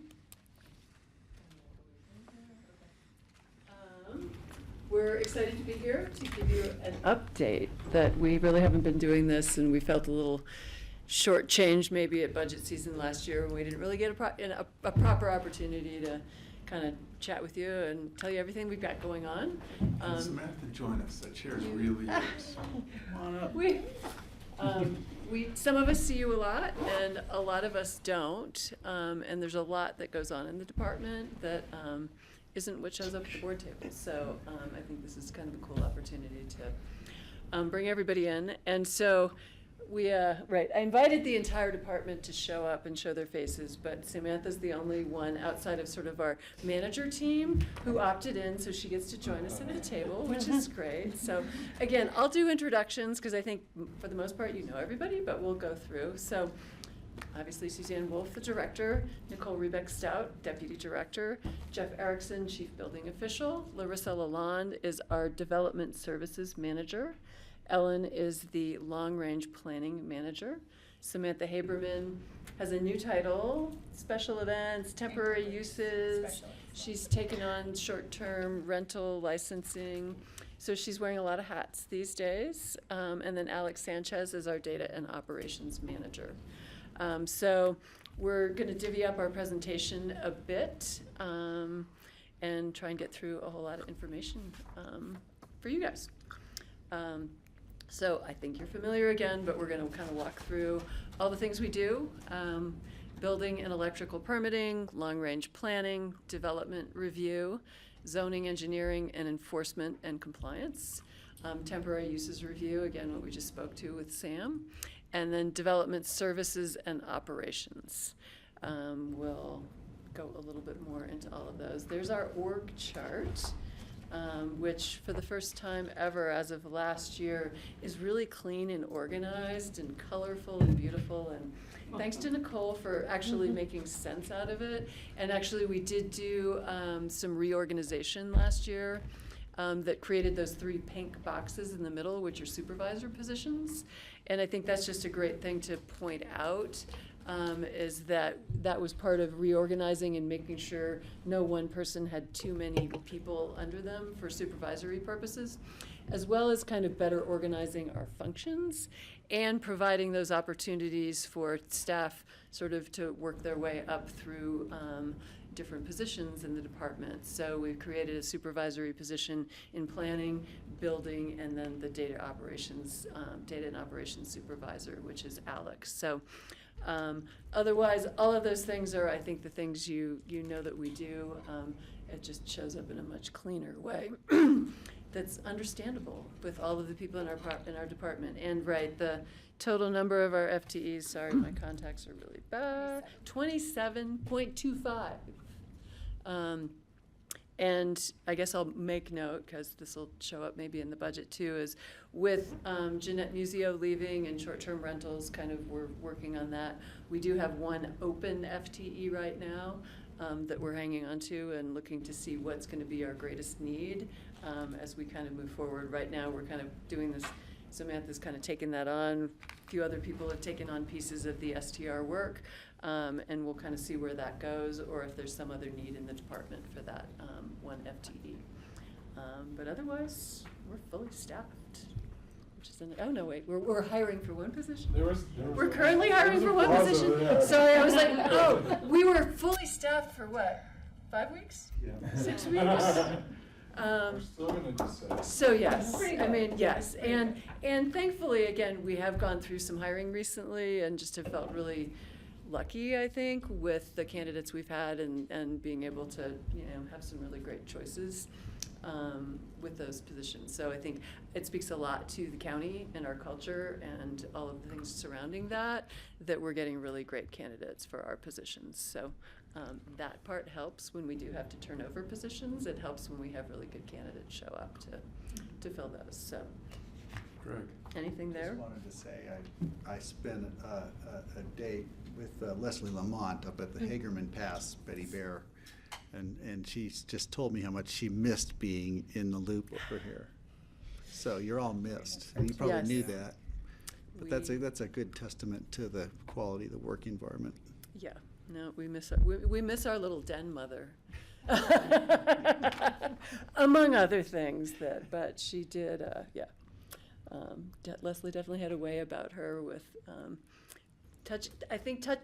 touching everyone in the department in some way. Like, so yeah, she's missed. Not touching, well, she's a little huggy, but yeah, heartfelt, yes, exactly, like, yeah. She was somebody everybody felt comfortable going to about whatever it was. So daily work, it's really hard to put this in one slide, and it really doesn't do justice to the amount of daily work that goes on in our department. But again, I feel like you guys see applications, you see code amendments, you see the big things, but there's a lot that's going on all the time. So short version, we fully staff our office Monday through Friday, 8:30 to 4:30. Feel that that's very important. Our being a public-facing department. When somebody shows up, there's somebody there to greet them and talk them through whatever they might need. So we have in-person staffing, obviously all the systems behind that to make sure we have a planner of the day, phone line and email, a builder of the day, phone line and email, special place to go if you have questions about where's my permit in the queue, in the status, like those kinds of things. We've really created those groupings to make sure that people's inquiries are getting answered in a timely manner. And it's not going to one person who happens to be on vacation and that gets lost in the mix. So we've done a lot of work, I think, on streamlining that and being efficient in that. Field work. We have inspectors who are out in the field all day, every day, doing inspections. Staff is doing site visits. So we're out and about in the community a decent amount. We're in front of you all as well as in front of the P&Z or the Board of Adjustment, sometimes the Board of Appeals, Redstone HPC, so we're, definitely have a number of boards that we work with and manage. Focus times for compliance reviews, special projects, that would be planners sitting at a desk working on memos, decisions, resolutions, plan reviewers sitting down and reviewing permits and going through code compliance and all of that. And then special projects, we have a lot of those that we'll show you in a bit. And then internal coordination and collaboration. Tuesdays is our day where everybody comes to the office. So we have a monthly ComDev staff meeting. We also try and stack some of our other team meetings, whether it's the building team, the planning team, other group, code enforcement, sort of the different smaller teams within. It provides a great opportunity for us all to be in one place at the same time. And then again, we staff the office to make sure we have 5 to 6 people in every day, somewhere in there. So again, and we swap that every 4 months, which I think is kind of an interesting thing, so people don't get too set in, I never have to work on a Friday is one of the issues. But the other one is also it changes up who you're working with, so who you're crossing paths with. And that seems like we've settled on that 4-month stint, which seems to be working pretty well. So our staff is in office 2 days a week, minimum, some more than that. And then working hybrid or again, inspectors out in the field all the time. So that's a really quick summary of what we do on a daily basis. And then my last slide in the series, you've seen versions of this with some of the processes that have been in front of you. But again, just trying to summarize, because again, people come in and say, it took me so long to go through the process. Well, what do you mean by the process? Do you mean how long it took from when you first talked to a planner with a concept that was at a pre-app, but you didn't actually submit an application for the next 2 years? Again, so I think this is just trying to break down kind of those big milestones along the way when things are actually in our review process versus, out with an applicant. So I wasn't going to walk through all of this, but I think it's just kind of a nice summary of what's happening from planning to submitting an application to actually getting to an approval. Then you start with building with your pre-submittal there, working through to getting a permit issued, and then you're under construction. I think you all know some of our residential projects can go on for 3 or more years. There are a lot of inspections happening over that time frame for one project. And again, we're going to show you a bunch of numbers about things when we get there. But again, construction process, right? That looks really like, oh, there's just 3 things that happen there, but that inspections can be, I don't know, how many inspections on one house?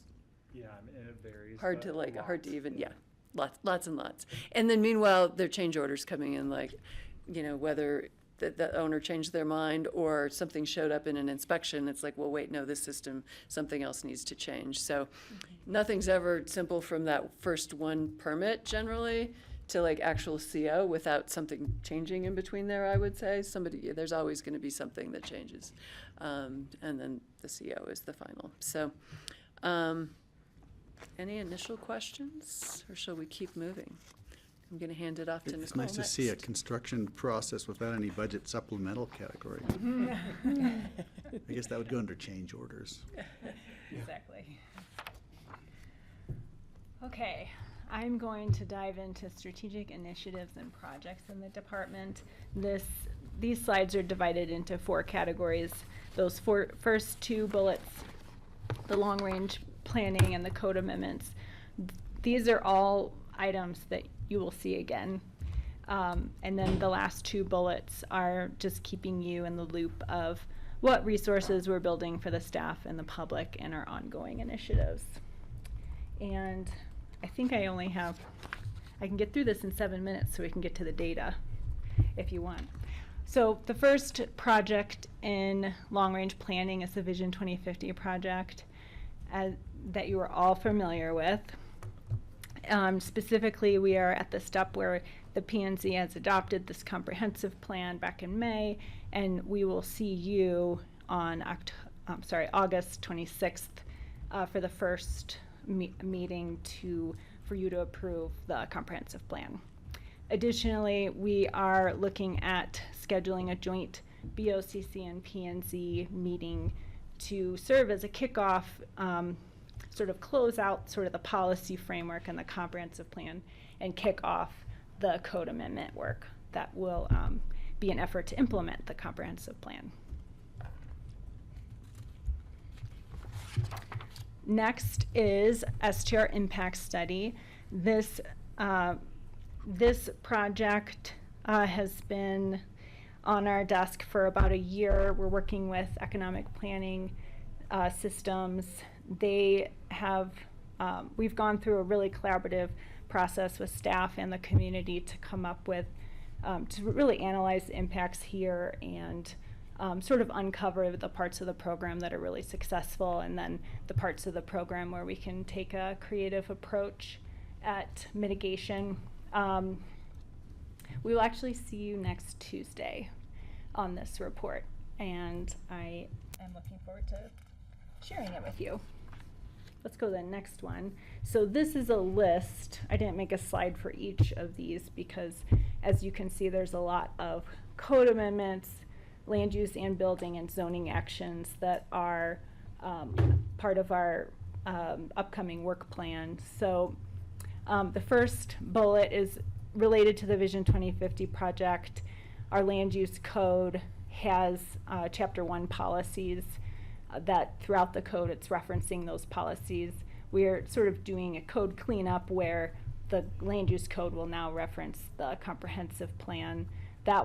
This adoption process will happen after the comprehensive plan is approved by you all. The next code amendment is Bridge Pond Ditch code amendments. This is a project that is integrating best practices in the sphere of bridges and ponds and ditches and integrating that into the regulations and adding clarity to the process. The next bullet is geohazard, fluvial hazard, and floodplain code amendments. This project is in the RFP process right now, and we anticipate securing a contract by the end of the month and looking to kick this project off with you sometime in the winter. The next bullet is the Redstone Historic District Zone Overlay. This is thank you. This is a project that's formalizing an action that's mentioned in the code but was never actually implemented So there's no changes to the regulations here. This is just formalizing the zoning action. You will see adoption process for that later this winter. Employee housing impact fee is a project you're all familiar with. You will also see this project come forward in adoption hearings with the intent of completing the adoption process by the end of the year. And then building codes is a little further out in the horizon compared to the other bullets. But the idea here is that we're on our normal update cycle, and we'll look to adopt the 2027 IBC later in 2027 with you all. So that is a really quick summary of many of these things you'll see before the end of the year or this winter. I'm going to go to the next topic, which is community resources. The first bullet, the department's been maintaining an active projects webpage for a couple years now, and it's a great place to, really a resource for staff and the public to see what projects our department is working on and what the status is. So hypothetically, if you clicked on this link, you will see a lot of the projects that we're discussing today. The next bullet is about mapping resources for historic preservation. This is another internal project that we're working on, essentially intending to add a layer to the existing maps and more. That is a series of pins across Pitkin County that a community member could explore different historic resources in the county. So they'll be able to access the YouTube video for the Highland Bavarian and the information about the castle when they click on the castle. So we are looking to launch that later this winter. And that will really be beneficial not only for the public, but really for staff, because there's no way to geographically visualize our historic resources at this point in time. The next topic is ongoing initiatives. So just two things here. One, some of you are familiar with our Sages Gov portal online. This is where we manage our applications and permits. This system's getting better and better every day thanks to our development services team. Right now, there's a lot of focus on streamlining a lot of the planning process and making that process more intuitive for staff and the public. And then additionally, we maintain the quarterly economic performance indicators that's available on the data portal. Yeah, we just continue to maintain that data for staff and the community. And I think I have one more slide, but we don't have to spend a ton of time here. But this is just a summary of what you all what we're coming back to you for. So it's just copying that code and zoning amendments list and then summarizing some of the other items.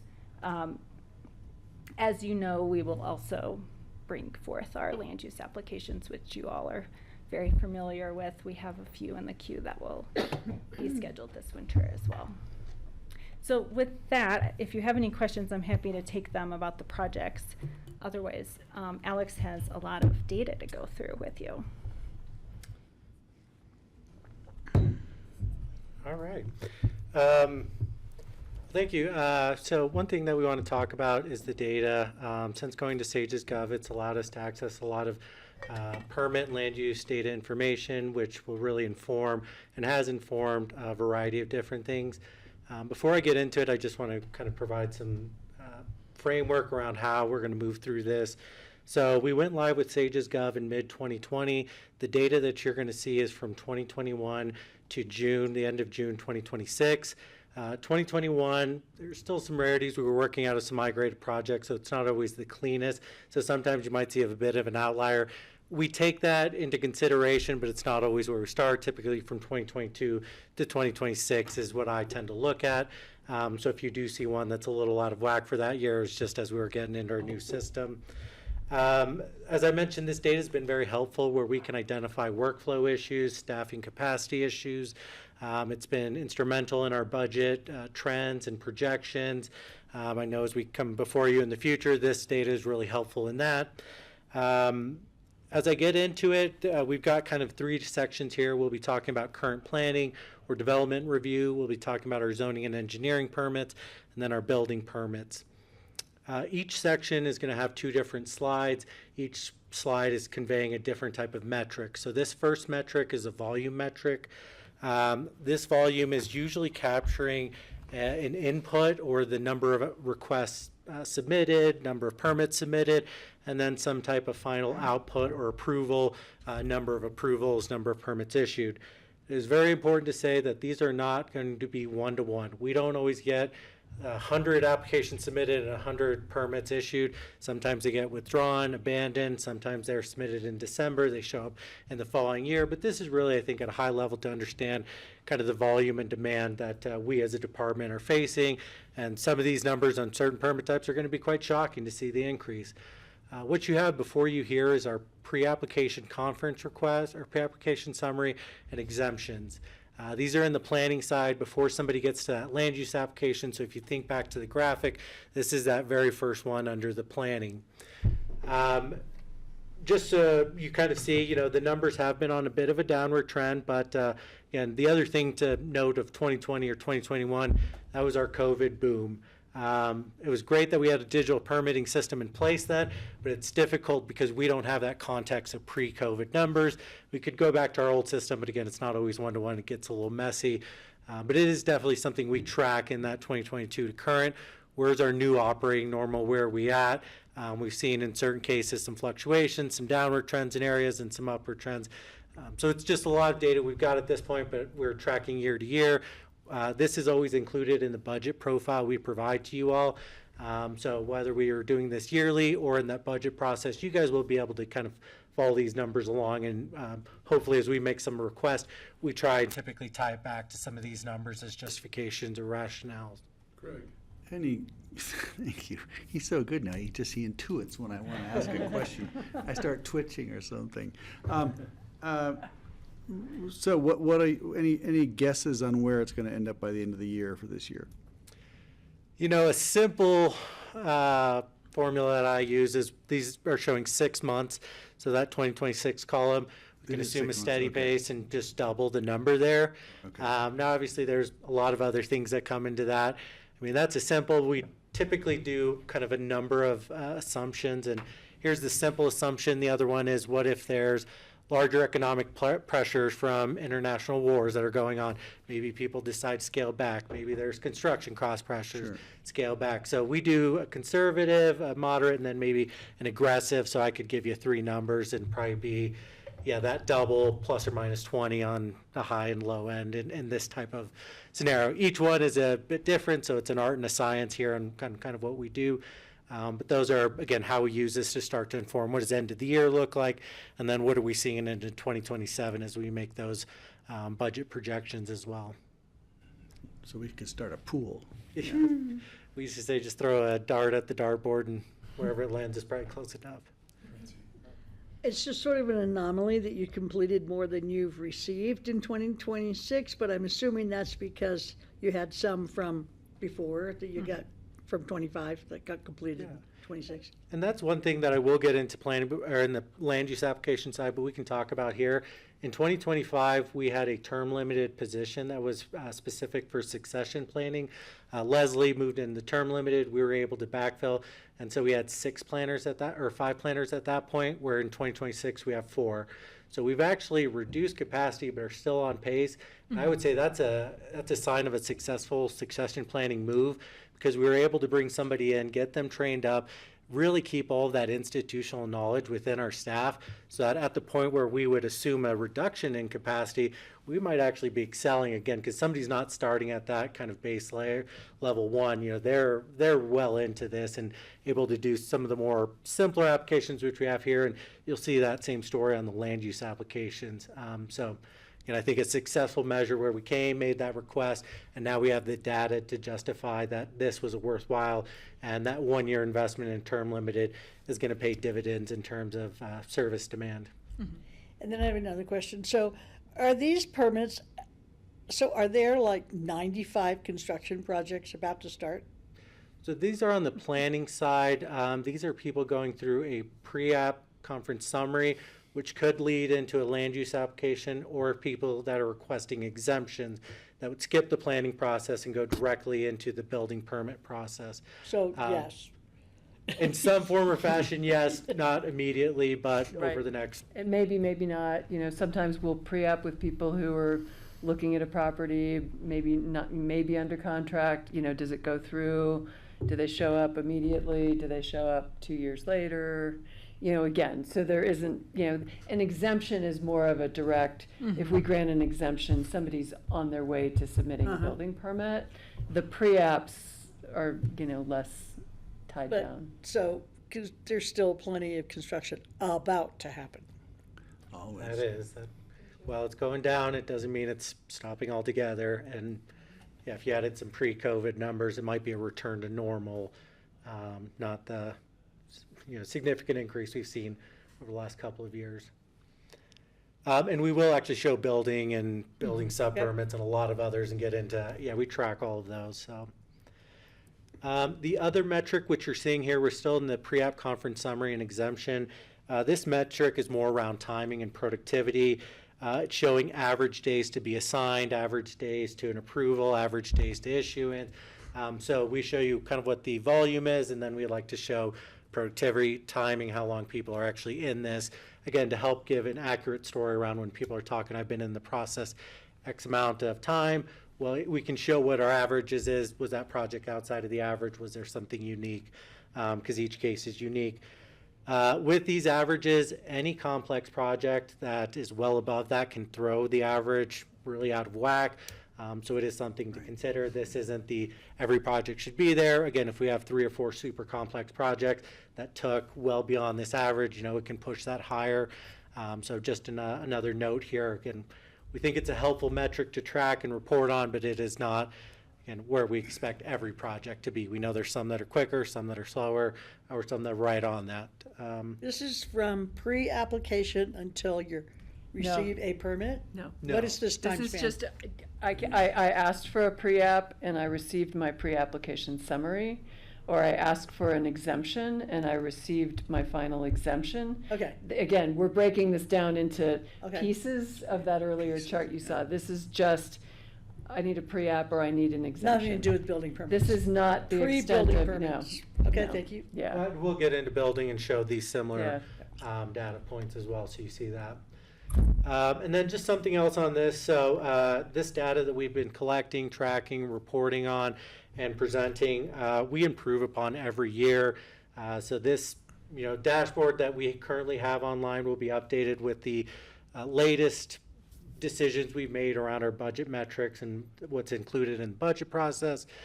So every year we do try and find the best way to report it so it's the most clear and accurate picture, because we don't want, again, one of the big outliers that somebody's tabled an application taking our turnaround times and adding 100 days, and because that one project really shouldn't have been included. So those are things we routinely do as we look at this data, is just to make sure that we are giving the best picture for decision makers, for the public, and for internal staff as we go through. But yeah, this is pre-app exemption. We'll be talking about land use applications and then again some other permits. And just a quick on that, I mean, again, I think it's helpful for us, for you all to recognize that these things happen in kind of discrete pieces. Because again, to that, somebody who said, it took me 3 years, to just to even walk in the door with my permit. Some of that time's on us and some of that time's on them. How long did it take them from the time they got their pre-app to when they actually submitted their application? Has nothing to do with us. It has to do with their client at that point. So again, I think that's why it's helpful to really, hone in on what these different data sets are for which piece in the process. Not to say that it doesn't still take a long time, we get that, but you need to understand when it's in our hands and when it's not in our hands. And I think I like that this breaks that down. It's like, this is how long it takes once you're in the permit process. that still doesn't account for how many times it may go back to the applicant to give us more complete information. But again, we're trying to break it down into each process and how long it takes at each step. So just to be clear and make sure I understand, so in 2025, from the time you asked to be assigned a staff planner to the time you got a deliverable project assigned to a planner was 84 days. Correct. From the time you requested to the time you had some approval, that was 84 days. Wow. And I just want to point out too, like, we're still refining how, like, the planners are using the systems so that the data can accurately reflect. A lot of times the deliverables issued within 30 days, but then there's moments when there's tricky legal things we need to unpack with the attorney's office, or we need to coordinate with Suzanne about if there's multiple options to pursue, and those cases skew this data. And what I'd like to work with the development services team next time is to sort of treat those projects differently in the system so that you are getting a reflection of what's sort of in our control. Because right now this is mixed with in our control and out of our control, and there's opportunities there. But I will tell you anecdotally, many of these deliverables are issued within 30 days of being assigned to a planner. Great, thank you. Mm-hmm. It's definitely an area, again, we identify, hey, this isn't where we want it to be. We're going to see what resources we need to apply. And in other cases, there are some success stories that we'll kind of go through, and some of these others where, again, might not be great, but the improvement we see year over year, that's really kind of where we're trending towards, is right, getting to a place where we feel great about that.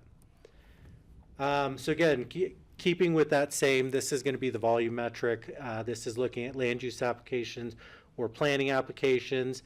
Again, that 2021 is a little bit of an outlier there, but we have seen less planning applications submitted.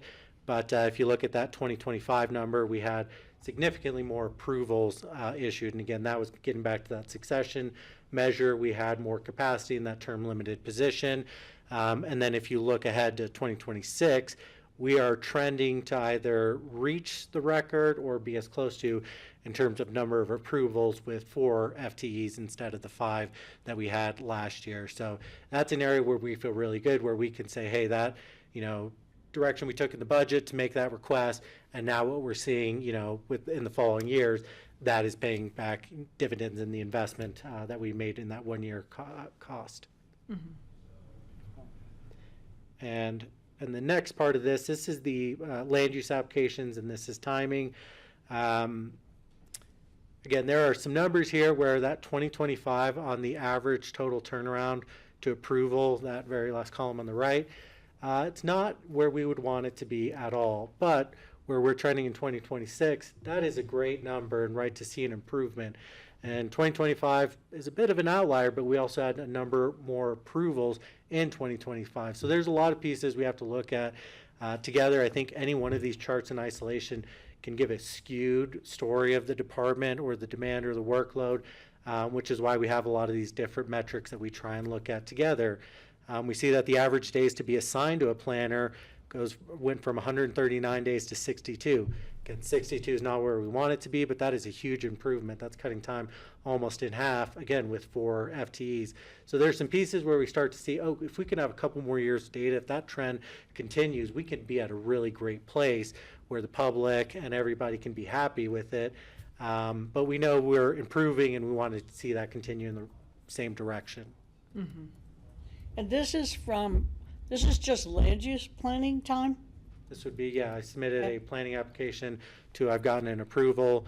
In 2025 was 367 days, and currently is averaging 208 days. And again, that's an average, some quicker, some take a little bit longer. Okay. And I'll chime in too, just on that too, to recognize that, right, some of our approvals are administrative, go through the administrative decision process. Some of them go through P&Z, BoCC, P&Z or BoC, again, some of those, obviously, when we're taking things to public hearings, that that time is taking longer, then most of our activity envelope, site plan, admin reviews can take a shorter time. Not always. Some of those, can extend out. But this is encompassing all of those types of It applications. doesn't include denials. Well, to approval, I would say any final decision Okay, would be so it does include, okay. So a decision, yeah. Okay.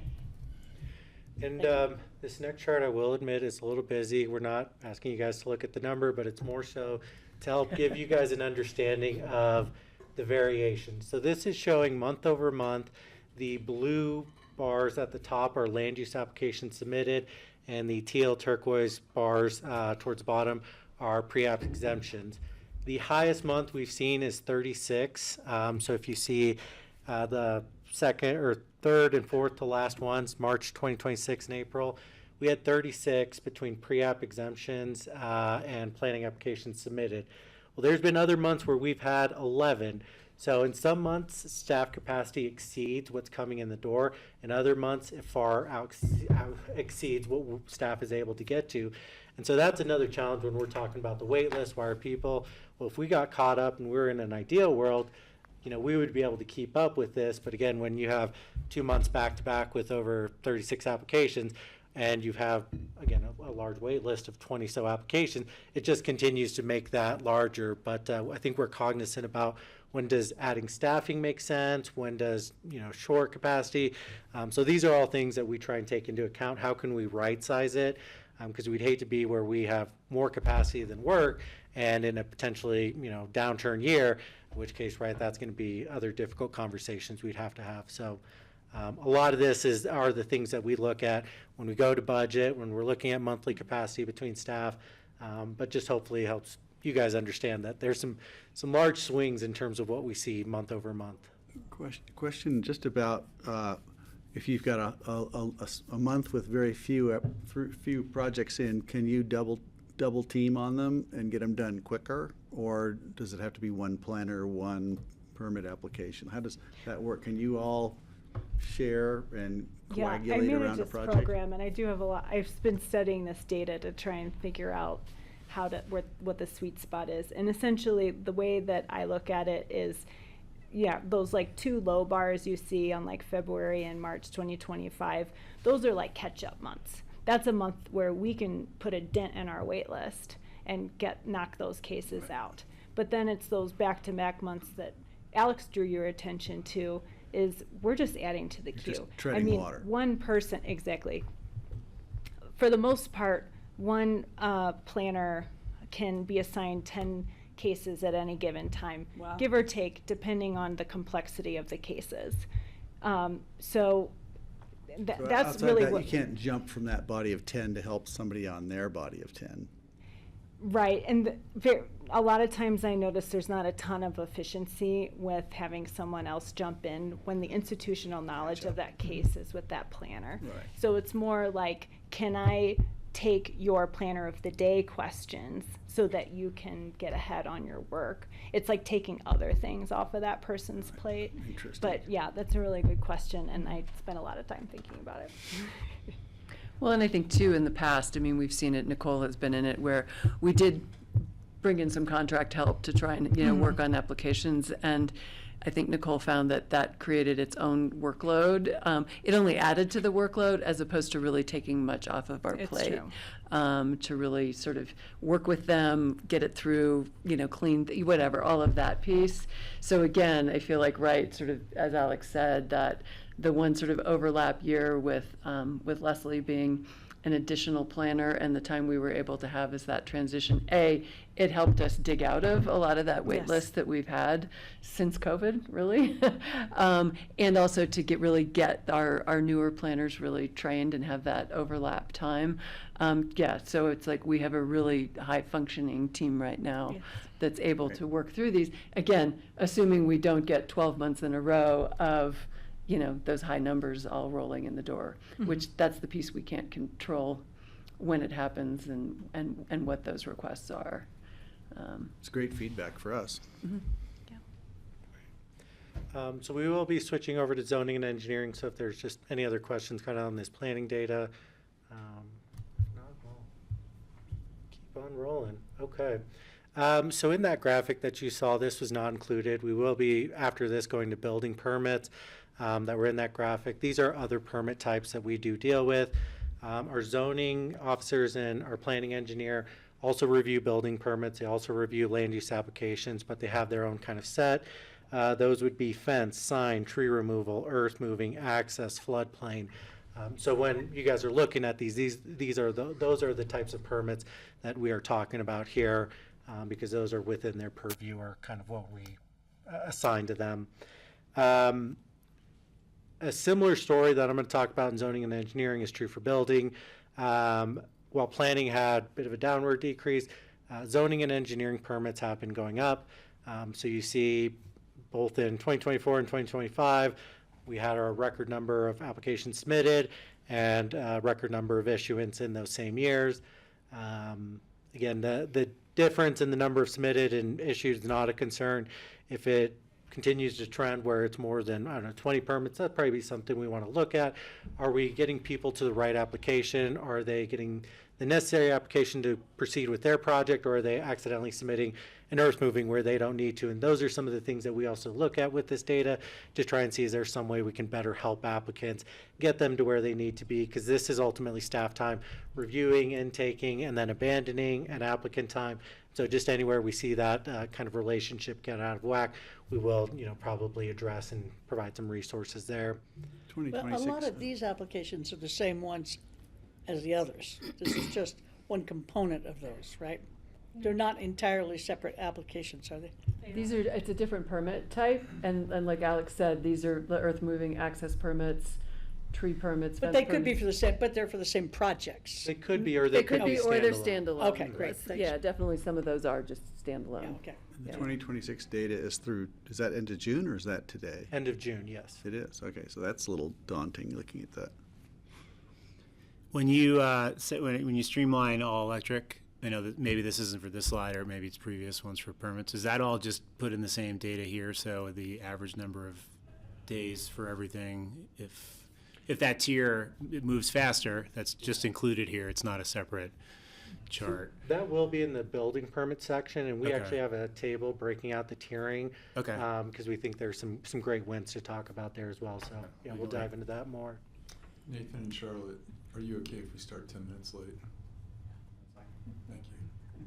Appreciate it. So I can just quickly, on this one, obviously you see 2023 had a significant increase. That's when we lost our planning engineer, and that position was vacant. We went to contract. So this also helps inform us, how can we make any of our positions sustainable and resilient? Should we have a departure in that position? And how can we build in redundancy? So we do have contract service if that position ever becomes vacant, but we saw with the turnaround time that the service delivery really just wasn't where we wanted it to be. So things, again, we look at to make sure our department is in the best position going forward. So now I'll jump into some of the building permit stuff and try and keep it going fairly quick. So these are the building permits in that slide. It was the second row that was up there. Again, an upward trend in the number of applications we have, and an upward trend of the number of permits issued. We really try and keep up with that. And then we are starting to track our certificate of occupancies.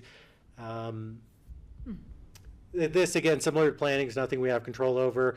The market could decide to do a bunch of new single-family remodel additions, or they can just decide to scale back. We really don't have much control over that.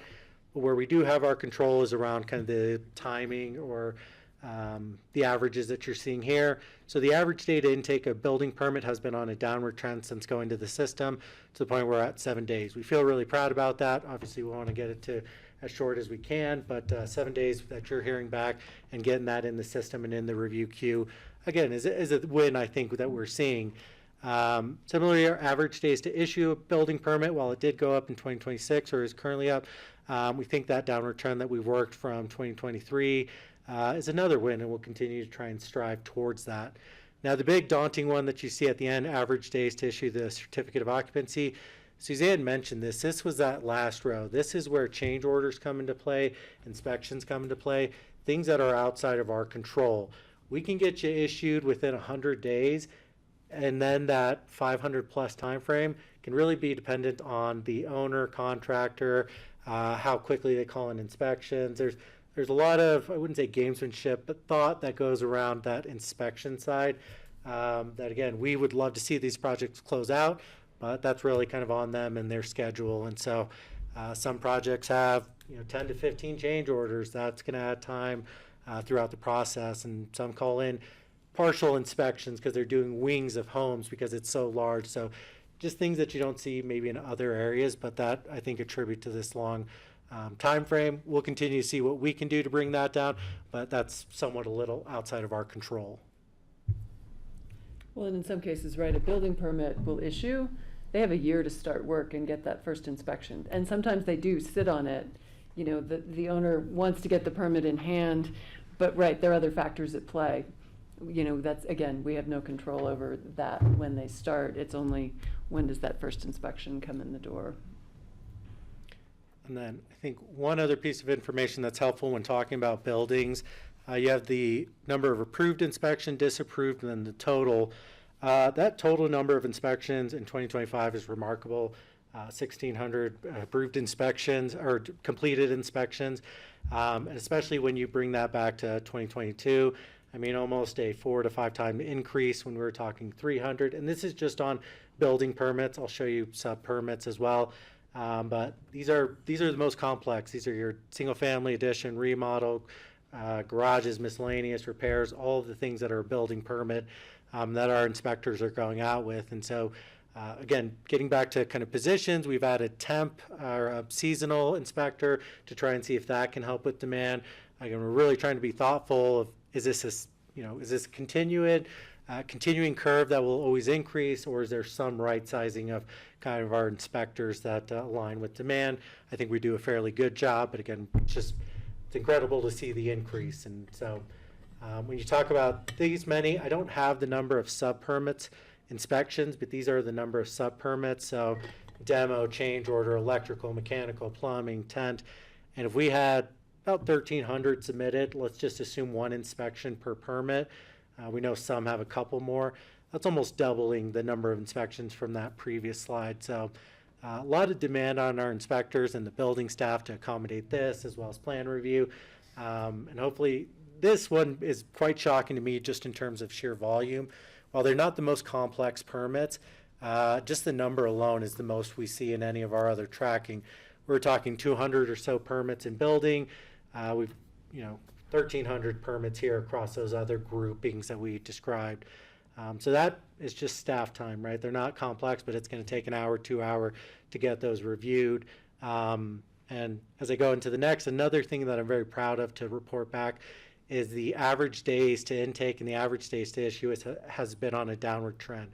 So while we were seeing more applications submitted across these groups, staff are getting them through the process faster, which is really kudos to them for working hard in this increased demand and all the other pieces that we kind of mentioned. So the previous slide that showed all of those inspections, are those all on-site inspections? They're all visits to the site? Those would be all visits to the site. An average of about 7 inspections per day requested on building permits, plus all of the sub permits and other permits. That and inspectors going on site, and if you know our location, they could be going to Red Mountain, up Capitol, down to Redstone, so take into account some of the drive time that comes with that. And how many inspections per job, per project, generally? It's vast. It varies greatly. I mean, you could have a very small 2,000 square foot home that has one plumbing, mechanical, and rough inspection, or you could have a 15,000 square foot home that has 4 or 5 partial inspections, like Alex spoke earlier about the wings of homes. Mm-hmm. So it varies greatly. The one other thing I will do before we jump back in is I want to give a quick demo for anybody where to find this information. So on our community development page, we have our data dashboard on the top left. There we go. And all of this information that you saw broken out by current planning, zoning and engineering, building. We are looking to get our short-term rental and code enforcement information and potentially environmental health if they'd like. And you can click into any of these and it's going to show that information either by monthly, annual, any of those different metrics. So again, everything we've got here, we like to put out to the public. We think it's helpful for them to understand. It's also been a great tool, I know, for universities doing research on construction industry here. I get calls from companies that want to do projections for next year and using kind of this year's data. And so we can give that to them in real time just as we have it. It's updated monthly or as close to as we can. And we'll be, again, just cleaning up some of the data that we presented here that wasn't always represented in those dashboards as we've done kind of this budget process. So that's data. What I've got for you. Some better specific project Jeff will be going over the ones he's got. I have 2 minutes. Well, we enough? started at 3:52. Okay. If we're keeping track. You're good. So yeah, Jeff Erickson, Chief Building Official. You guys have seen a lot of me over the last 3 years. In 2024, we did the exterior energy budget and electric ready. 2025, we did, can you go back for a moment, please? In 2025, we did the building permit tiering. That was kind of a IECC, the energy code overhaul. And then this year, first quarter, we did the Colorado Wildfire Resiliency Code. The Colorado Wildfire Resiliency Code this year that you guys saw, that was pretty much an easy lift. Nicole might say otherwise because there's a lot of community outreach with this code. But when I say an easy lift, I mean we were regulating this since 2006. There was like some updates with this code, but basically it moved from the land use code to the building code. We can move.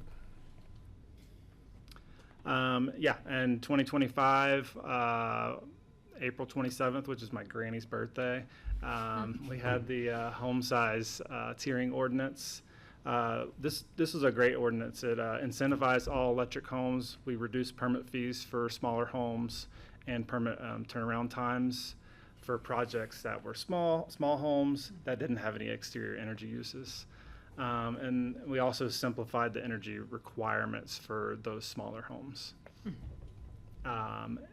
And also by simplifying the requirements, meaning we reduced PV or negated PV and battery storage altogether for small homes, which reduced the construction costs.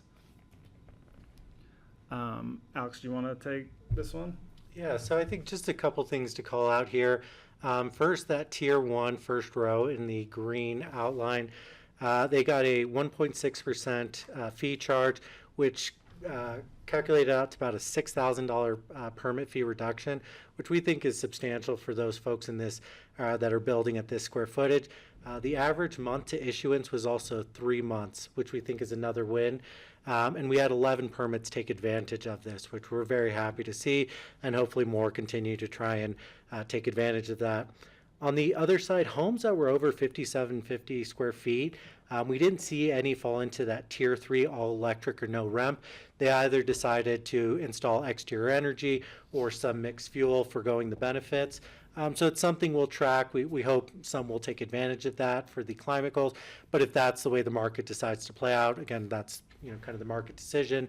But the last thing I'll call is kind of that bottom row in blue. Our other building types, which would be additions, remodels, anything else that's in that building permit category, did not see a substantial impact in terms of their turnaround time being delayed.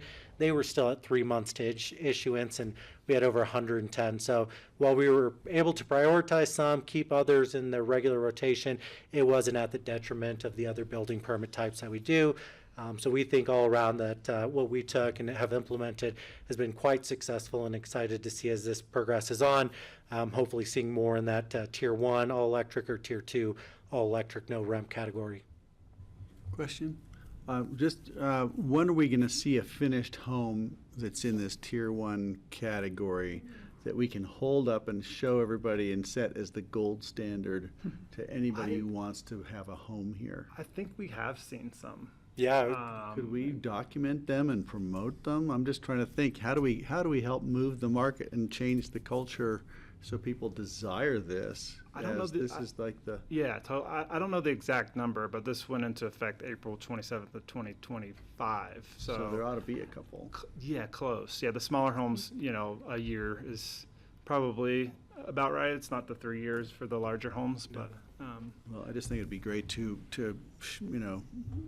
congratulate them and celebrate them and, share it broadly, so maybe we can change the desire model. totally. And I think it's like this ordinance is working. I think Yeah, half of the homes are small and doing the right thing, whereas the tier 3 in red there, the other half is very large. They have exterior energy uses, meaning they also have fossil fuel. So is it painful enough? Yeah. It is? Is it painful Painful enough? Yeah, it's something to look at. Sure. I'm just thinking, And I do think we've talked, does this need to be a press release, or do we need to do better coverage? I think we've been waiting so we could get more data because we wanted a good representation of all the different ones. And yeah, now we're at a point where we've got a good mix. So I think we will try and better promote the story of, again, the goal, how it's implemented, and what we're seeing with the market. And as we progress towards our climate action goals in 2030, this is going to tighten up. This was kind of the first step towards that. We're currently monitoring the model low energy and carbon code, which is which the state has mandated. You have to adopt this code by 2030 with any new code updates. The city of Aspen's under this huge energy code overhaul, and I'm kind of monitoring what they're doing for building partial electrification and full electrification for, or full electrification for new builds, partial electrification for substantial remodels and additions. Right. So Well, I'm monitoring all that right now. hopefully they'll be emboldened by what they see happening over here too. Great.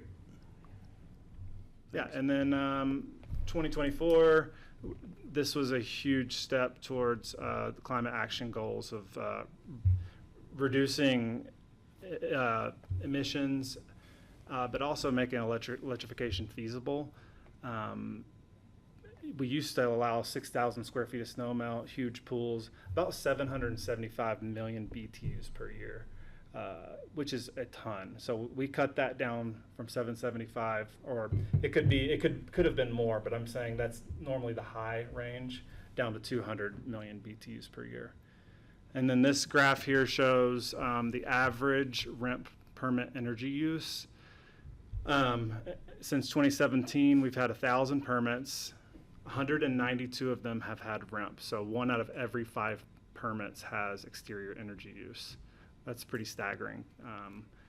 The graph shows these 192 projects. So from 2017 to 2024, or 2023, you see right around that 200 million BTUs. Doesn't really tell the whole story. This is average, right? This is people that are putting heat tape on their roofs, but also people that are adding 6,000 square feet of snow melt back then. So this is just average. And you can see, fast forward to 25 and 26, when this ordinance is in effect, we're half of that, or less than half of that. The 2024, I broke out into before the budget and after the budget, because as soon as that ordinance went into effect, or people heard that was going into effect, they got these exterior energy use permits and wanted them Maxed them out. That is a pretty significant change. Huge, yeah. And since the exterior energy budget, we've reduced 64% of BTUs per year. That's great. I'm just going to pause because I think this is something all of you should be celebrating. This was the Community Growth Advisory Committee, the work of this team, the work on behalf of the community, the direction of the board. This is seeing what you all wanted to see put into action and realized. And that is worth everyone around this table celebrating. Thank you, Kara. Yeah. I agree. You're right. It really was putting a Band-Aid on a gushing wound, though, for lack of better terms. I think, just to put it in context, we were allowing, like I said, 6,000 square feet of snow melt, 1,000 square foot pool, spas, all these exterior amenities. And in order to electrify something like that, you're looking at like a 1,600 amps electrical service. Standard American home is 200 amps. So with this budget, the 200 million BTUs per year, that goes from 1,600 amps down to 400 amps. So we're still using 2 times two standard American homes energy in order to power exterior energy uses. So I think we need to take a long, hard look at exterior energy use and even lowering that budget in the future. From 8 times down to 2. Yeah. Yeah, you can go to the next slide. Thank you. And this kind of shows, first slide that you just saw shows BTUs annually. This shows that is translated to emissions. So the gray bar is EPA's standard American home. So 16,000 pounds of CO2 emissions for an entire standard American home. Before the budget, the red, this is average, 26,000 pounds of CO2 per year was created. No, just for exterior energy use alone. Oh, geez. That's on average. Yeah. So that's nearly double the standard American home. With the budget, yeah, we've done great. We've brought that down from 26 down to 9,000 pounds. But again, I think we can do better. Can we put this in a form that's shareable on social media or to the media, just so we get the word out? I think this is worthy of a story that would spread beyond our This valley. is a Mountain 2030 presentation. Yeah, I think that second bullet is pretty important. The same emissions as 2 standard American homes prior to the ordinance. So. Yep, and that's all I have. Thank you. Great. And can you share this? I don't think this isn't in my packet. Is it? Oh, the slides, we can share the slides. Great. Thanks. Well done. Thank you. AI generated, you put? No, we did not use AI. Cindy in there? See it from time All to the time. data was too. Yes, we use no AI in our Yeah. presentation. Cindy's there. Must have been a But thank Christmas you party for or your something. time, And Leslie's and, there. But what about those We guys? also, you, from this table, you've had a pretty busy year. We didn't use the A word once, the M word, or the P word. So we didn't discuss airport, motor speedways, or Phillips. So I would also add on your accolades list as we got through some fairly large Yes. community-wide projects. So thank you, because I didn't think Now that those projects are all finished, we can all celebrate. That's right. Oh, thank you for that. Appreciate that. Yes. Great. And thank you to the folks that are not here today too, because I know we've seen a little bit of Franco, and I know Leslie's watching from, like over his shoulder, his work. Yeah, exactly. But then there are those folks you don't even get to see. Yeah, no, you know. so thank that's you. what, yeah, I was hopeful we'd get a few more faces, but Inspecting. but they're busy. Yeah. Yep. Thank you, Larissa, Thank you. Ellen, and Thanks. and Thank you so much. Samantha, thank you. Thank you. Thanks, Jeff. Thanks, team. Yeah. Glad you came. Here, I'll photo the rest. Thanks, Well everybody. done. Thank you. See you next week. Charlotte and Nathan. Nathan, thanks for your patience. We're still on APCHA. Yeah, we know now. That's an update. Close to it. I thought it was just an mic office. is on. Jeffrey's the alternate. They didn't That's what I change it. thought. So why is that there? It's out of date. Is that the website? It was probably AI generated and it's It's like, incorrect. oh my Francie God. was concerned she was on the APCHA board and hadn't been to Yes, meetings. she's an And absent I minded. said- He hasn't been to a single meeting. And I said, You freaked me out, Charlotte. Good afternoon, commissioners. We have Nathan Bachamp here as an applicant for the APCHA board, but there's a couple of things on the AIS, a couple of changes that I wanted to make you aware of. Jackie is supposed to be interviewed by you all on September 1st. She is currently an alternate and wishes to move to a regular. She was interviewed by the council last night, but they won't be making a decision until at least the 25th of August. That's their regular meeting. Unfortunately, Nate was unable to attend last night for his interview with the council, so that's been postponed till the 14th of September. So the resolution that I'll bring to you tomorrow and hand out to you will not have those two on the resolution. So If you want to make a decision today, then I can give that information to council or to the city of Aspen, and they can relay that to council. And then, or if you want to wait until September 1st after Jackie's interviewed, we can do it that way as well. Can I interject for just? Sure. I think I might have an appointment set up next Monday. Oh, next Monday? Yeah. Okay. But I just found out about that, so Okay. I might not have figured. I'll double check with yeah, Tracy. whichever. Okay. So I'll let you all ask questions. Hi. Hi. You probably want to know who I am, I guess. So I'm Nathan Bachamp.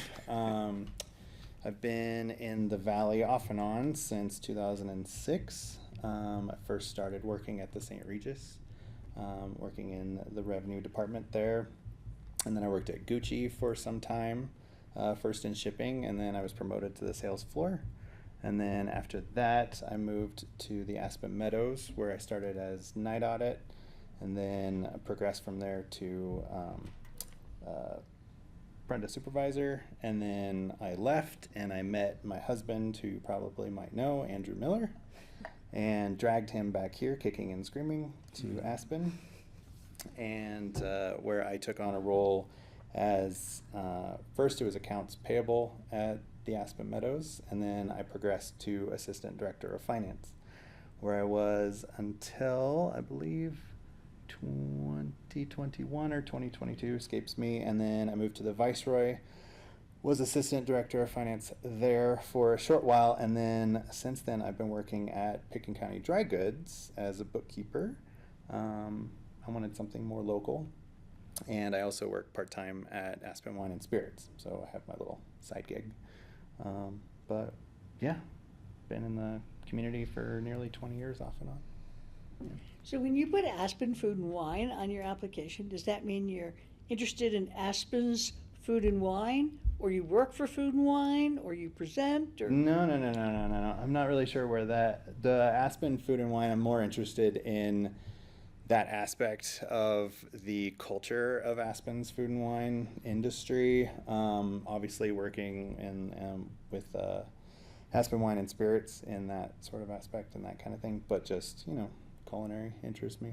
Okay, I get it. Yeah. Thank you. I'll ask you a question. Yeah. Oh, you want to keep going? You said hi first. Hi.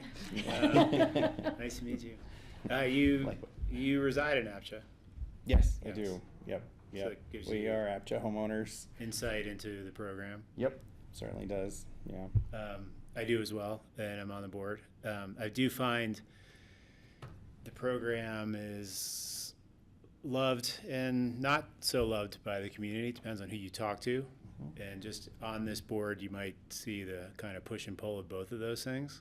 I don't know where you fall in there's no wrong answer or anything, but it could, you look at APCHA as wonderful, but could always be improved, or what is your take on the program? Yeah, I mean, everything can be improved. I look at APCHA, it's obviously very unique because it's both the city element and the county element. I have that unique ability through my husband to have vicariously heard him speak to other people about what it is and how it works and the rules and regulations, and I've managed to kind of and pass that knowledge on to myself, so if people ask me questions, I feel like I know kind of what I'm talking about in some regards.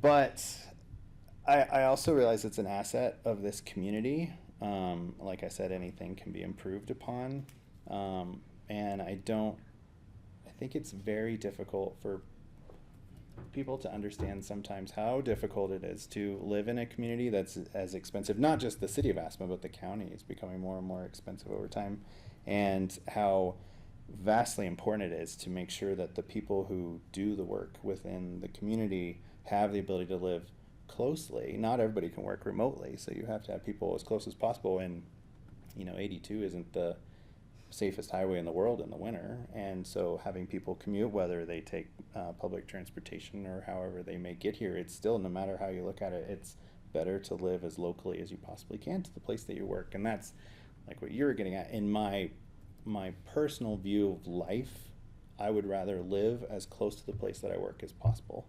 Just, I want that ability to walk to work because it fills my soul with something that I hope that everybody can appreciate.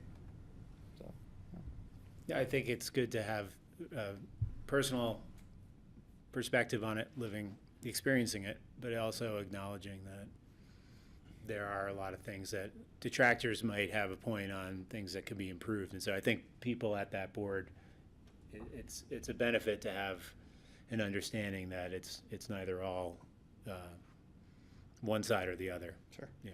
Mm-hmm. Of course. Yeah. When I was on the board, I was the only person who didn't live in APCHA. Oh, really? So it was a different perspective. Sure.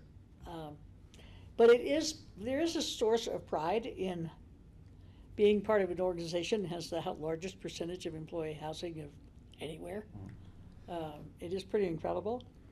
But it's a lot of work being on APCHA.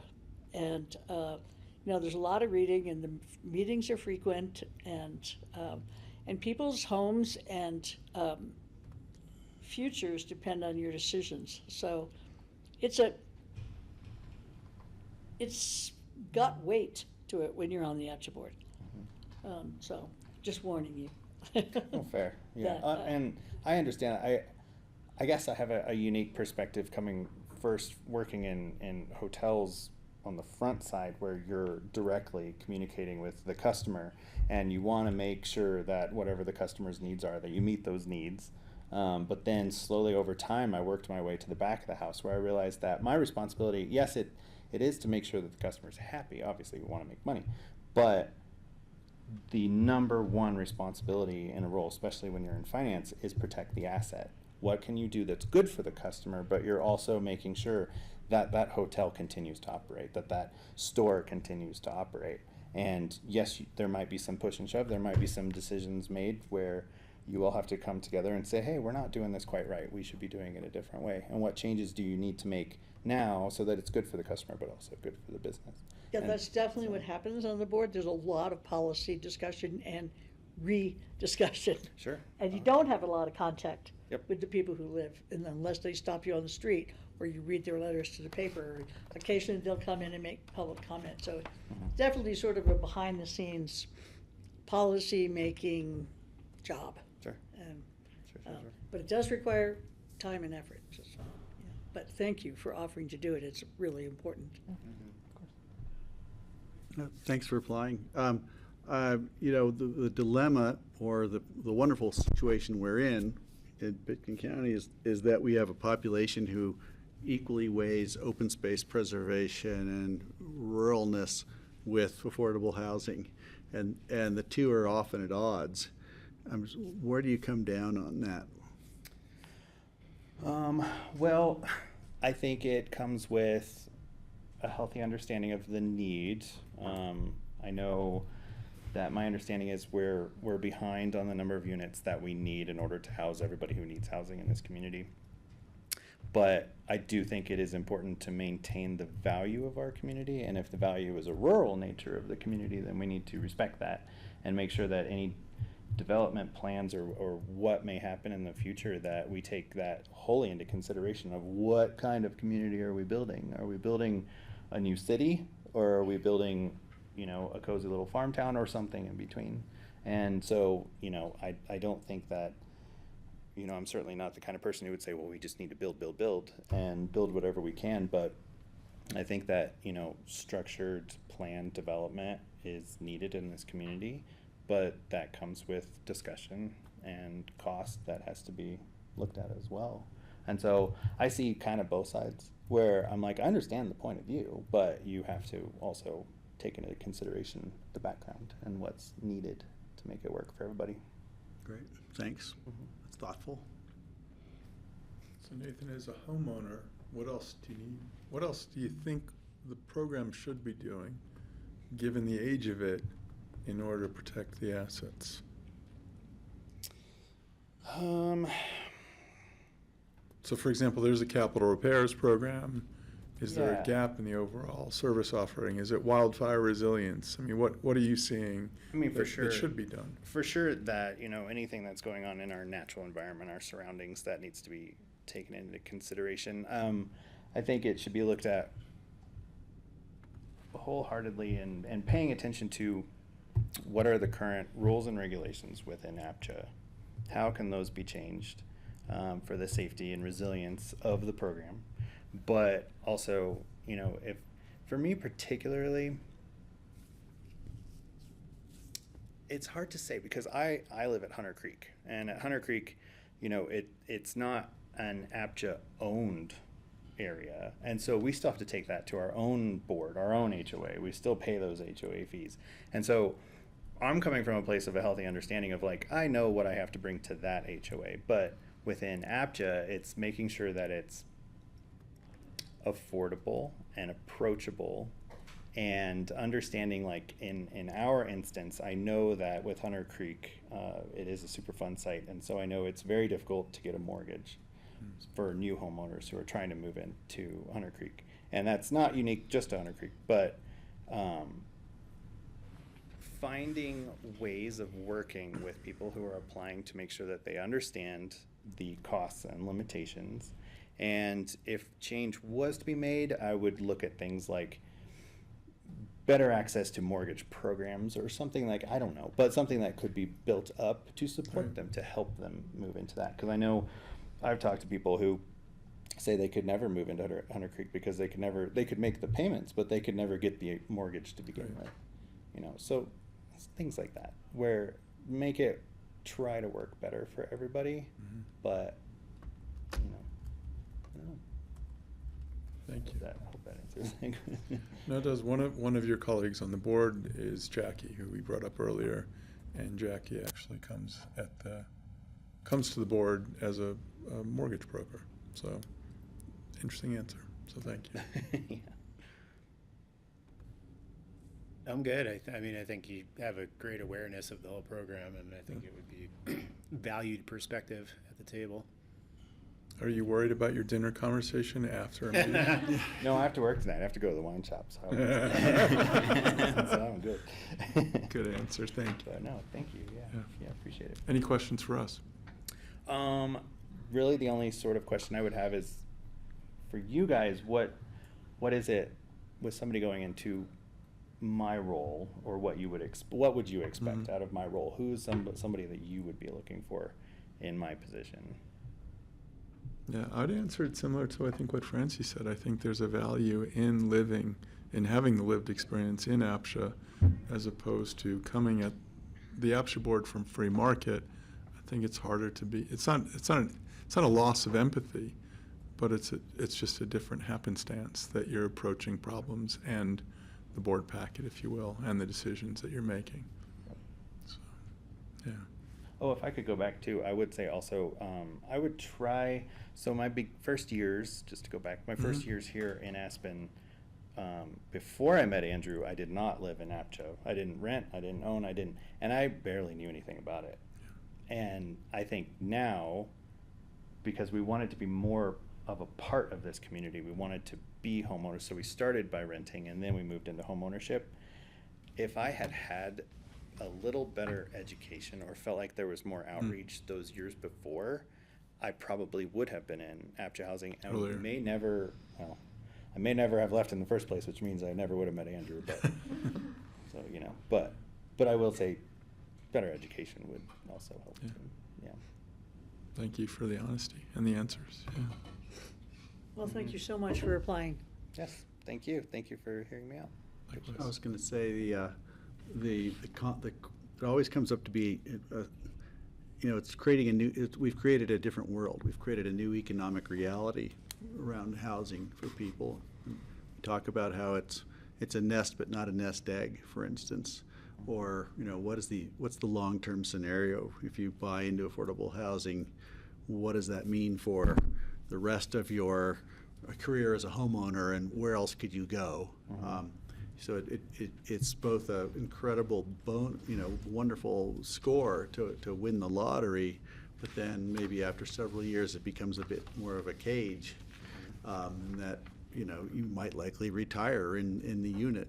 And so one of the big challenges we have, there's that economic disparity with the free market, but then there's also the community and retirement community aspect, which may not be a bad thing, but it's going to require more affordable housing for the workers who are taking care of the retirees.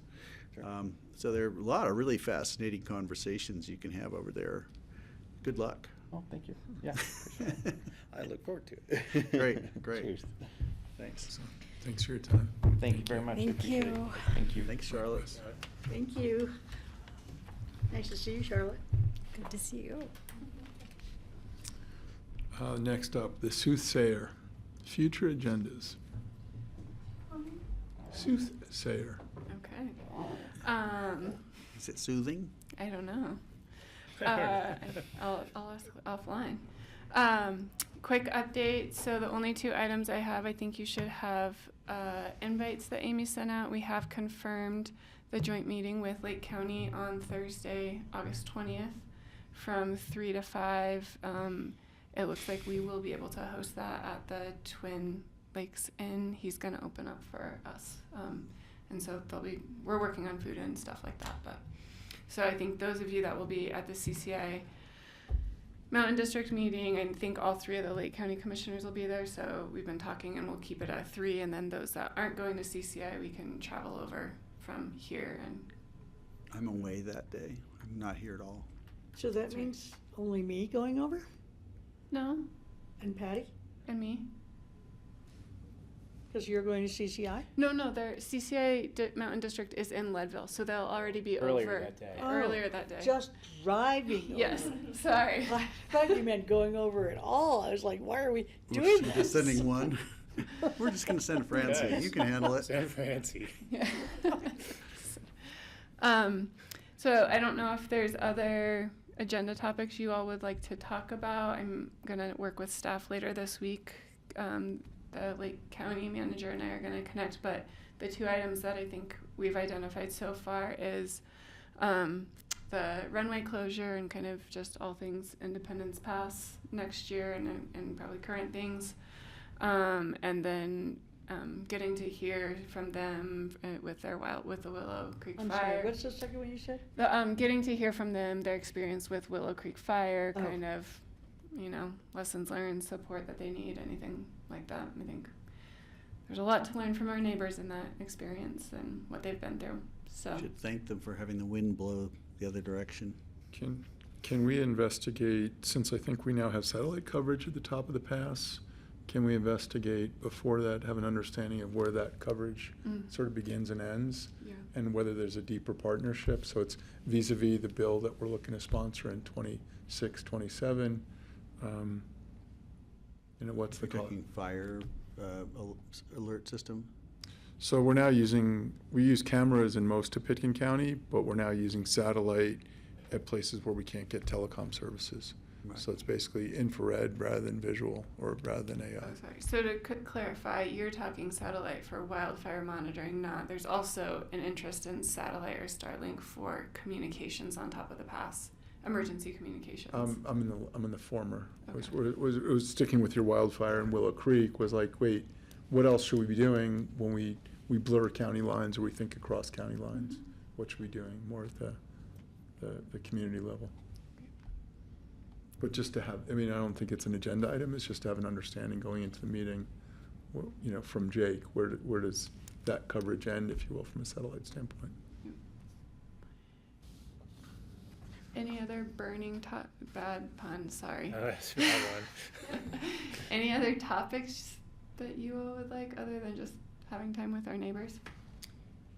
To be sensitive to their situation, it's just the Willow Fire. There's no creek on it. Okay, thank you. Yes. You don't want them to be like, And you don't bats, even read the and news. bats live in colonies. Yeah, bats live in colonies. I would sort of be curious to know how their traffic is down to Copper and stuff, what they've got going over there in terms of their commuters and what that looks like. Okay. And if they're doing anything about it.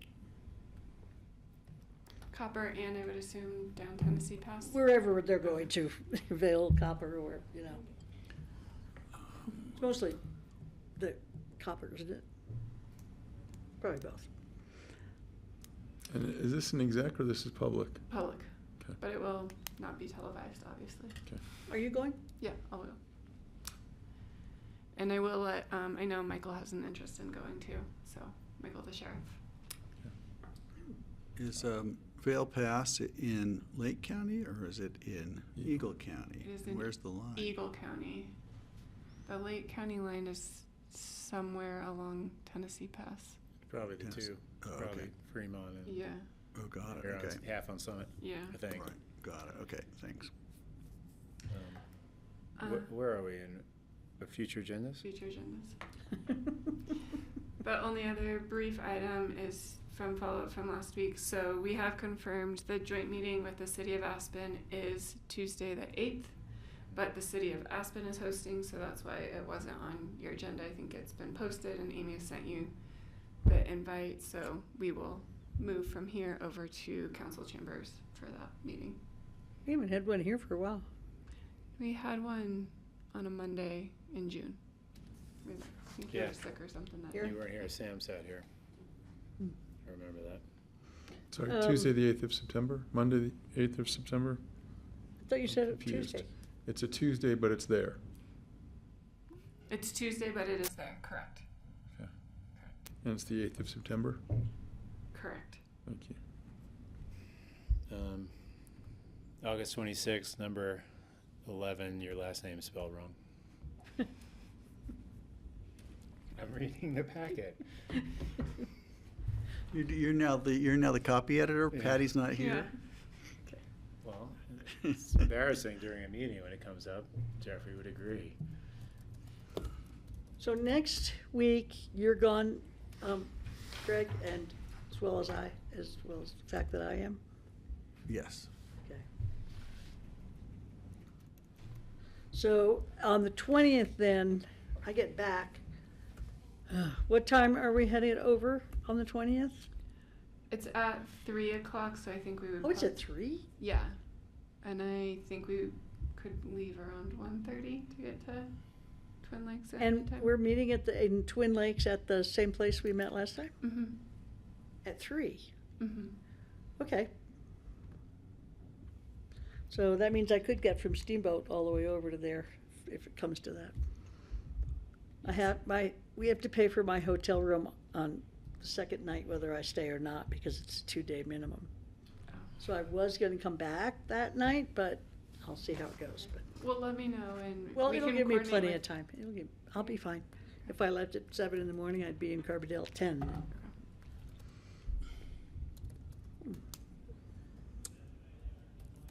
That is all I have for future agendas. Excellent. Open discussion.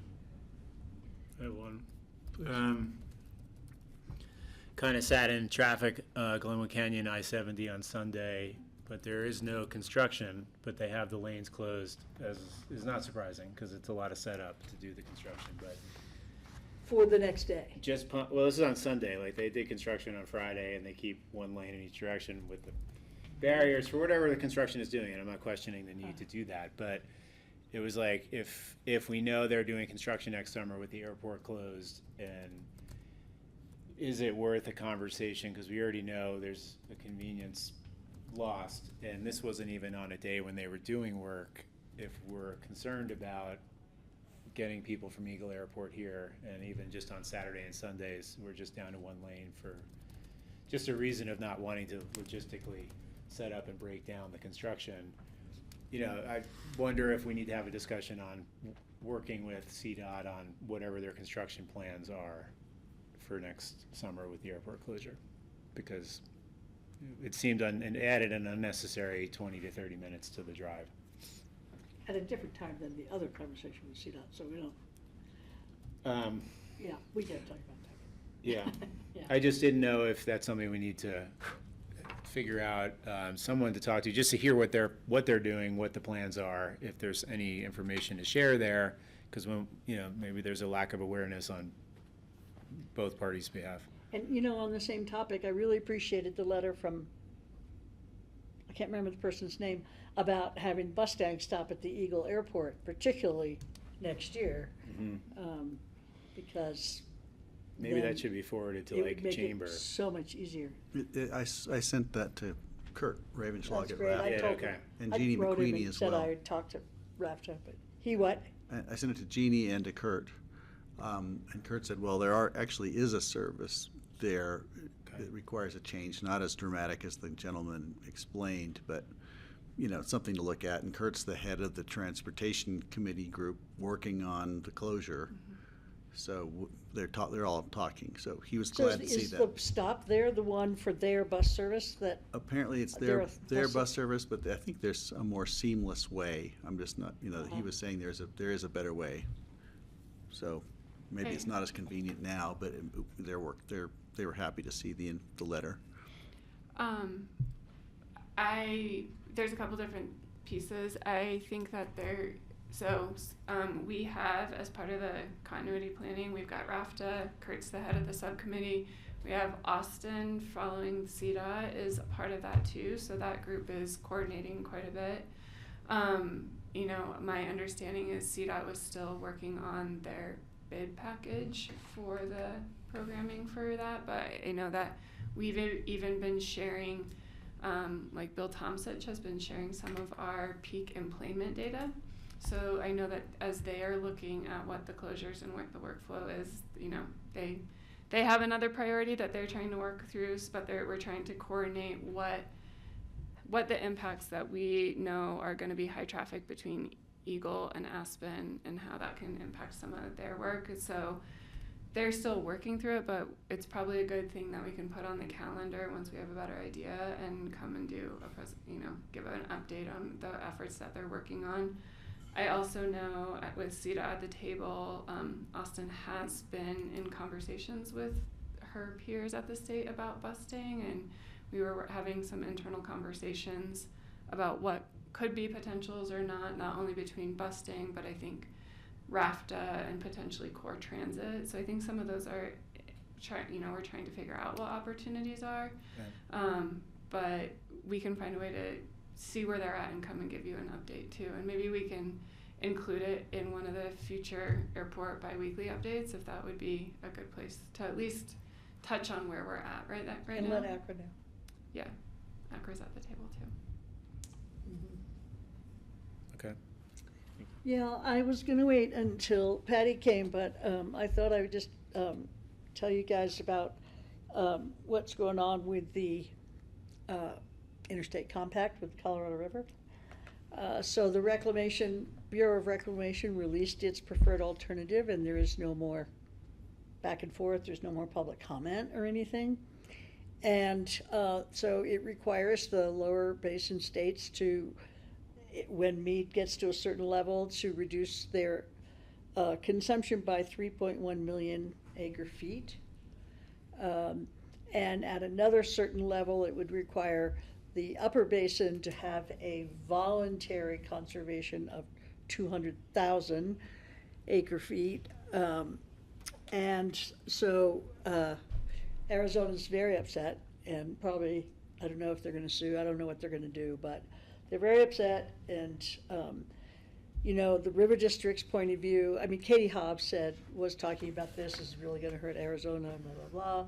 And who's not participating in the resolution is the upper basin states, and but the upper basin states has never exceeded its allocation, and the lower basin states have always exceeded their allocation. So this is the Bureau of Reclamation just trying to save the reservoirs, basically. So they're sort of sacrificing river users in order to save the reservoirs, which is interesting. But they are sort of in charge of the infrastructure at the reservoir, so you can kind of see why they're doing that. And so the River District is responding to that with some requests, which are just in general, just sort of an overview, that the entire state participate in any conservation that we need. If we need to conserve water, that the entire state participate in that, and that we don't have areas that are hit really heavily because they're right near the border, like Grand and Mesa counties, so you have to shepherd a certain amount of water down there. And if you don't have the right amount of water, then they're gonna, the potential would be for Mesa and Grand to add that water in. So there's a push to make it as equitable as possible throughout the state. And then the River District is, really wants the, well, this was actually, CWCB had a response to the Bureau of Reclamation on how Colorado is going to handle its conservation efforts. And so another recommendation from the River District is that the compensation packages are understood before anybody's asked to not use their water.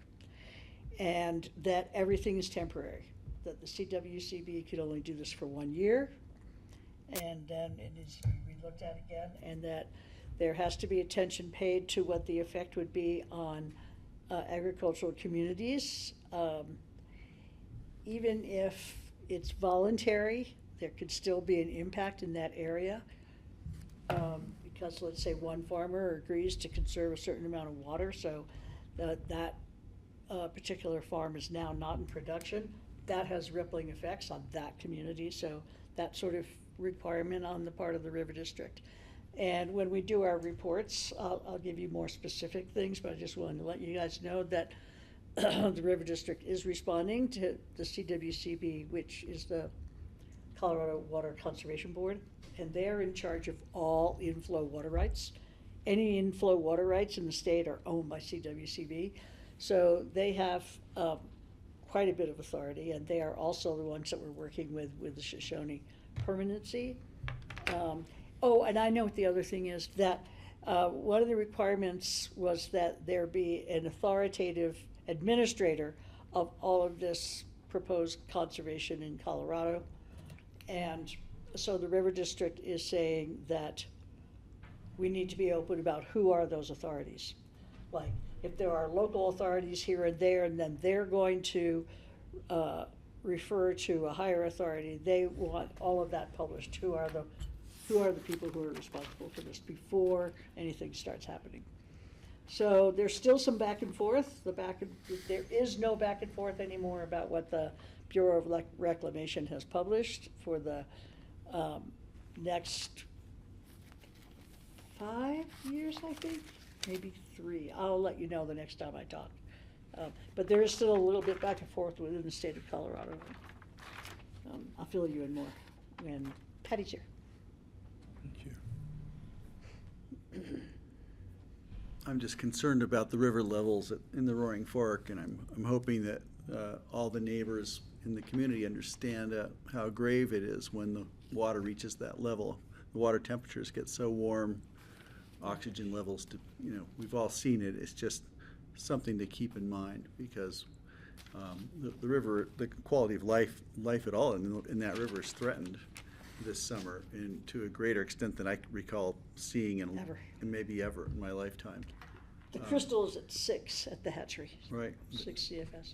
So they're about the 6. same. Oh, it's down that far, because it seemed like it was higher than. It was the at Roaring Fork. 5.1, Yeah. and then there was a big storm upstream, and now it's back to 6. Well, there are big diverters in our watershed. There are big diverters who are still taking more water than they arguably need, and I'd like to appeal to them to think about how they might be able to help keep the Roaring Fork going.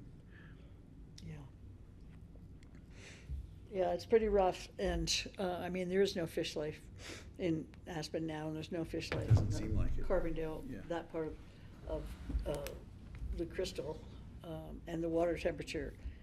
I saw a reading, it was in the 70s somewhere, I Yeah. can't remember exactly. Yeah, we're cooking them. But pretty desperate, but I did notice today, driving in, that there are trees in Aspen that are dying, and our tree, we have a big cottonwood, it's still green, but there are yellow leaves all over our driveway. Right. And we water every day. So I can't imagine here where they can only water like every other day or odd days, however. 2 days a I don't know week. how it is here, that the trees must be really hurting. And then bushes, where did I see the worst set of bushes? It was on, it was at Woody Creek at Four Sons. The bushes there are just drying up and losing their leaves. pretty incredible. And the golf course in Carbondale, not just the fairways, but the greens are not green, are not staying green, so they're out there trying to cool them basically with a fire hose, because it's not the lack of water, it's the UV and the temperature of the sun. They're just dying even with water. It's pretty incredible.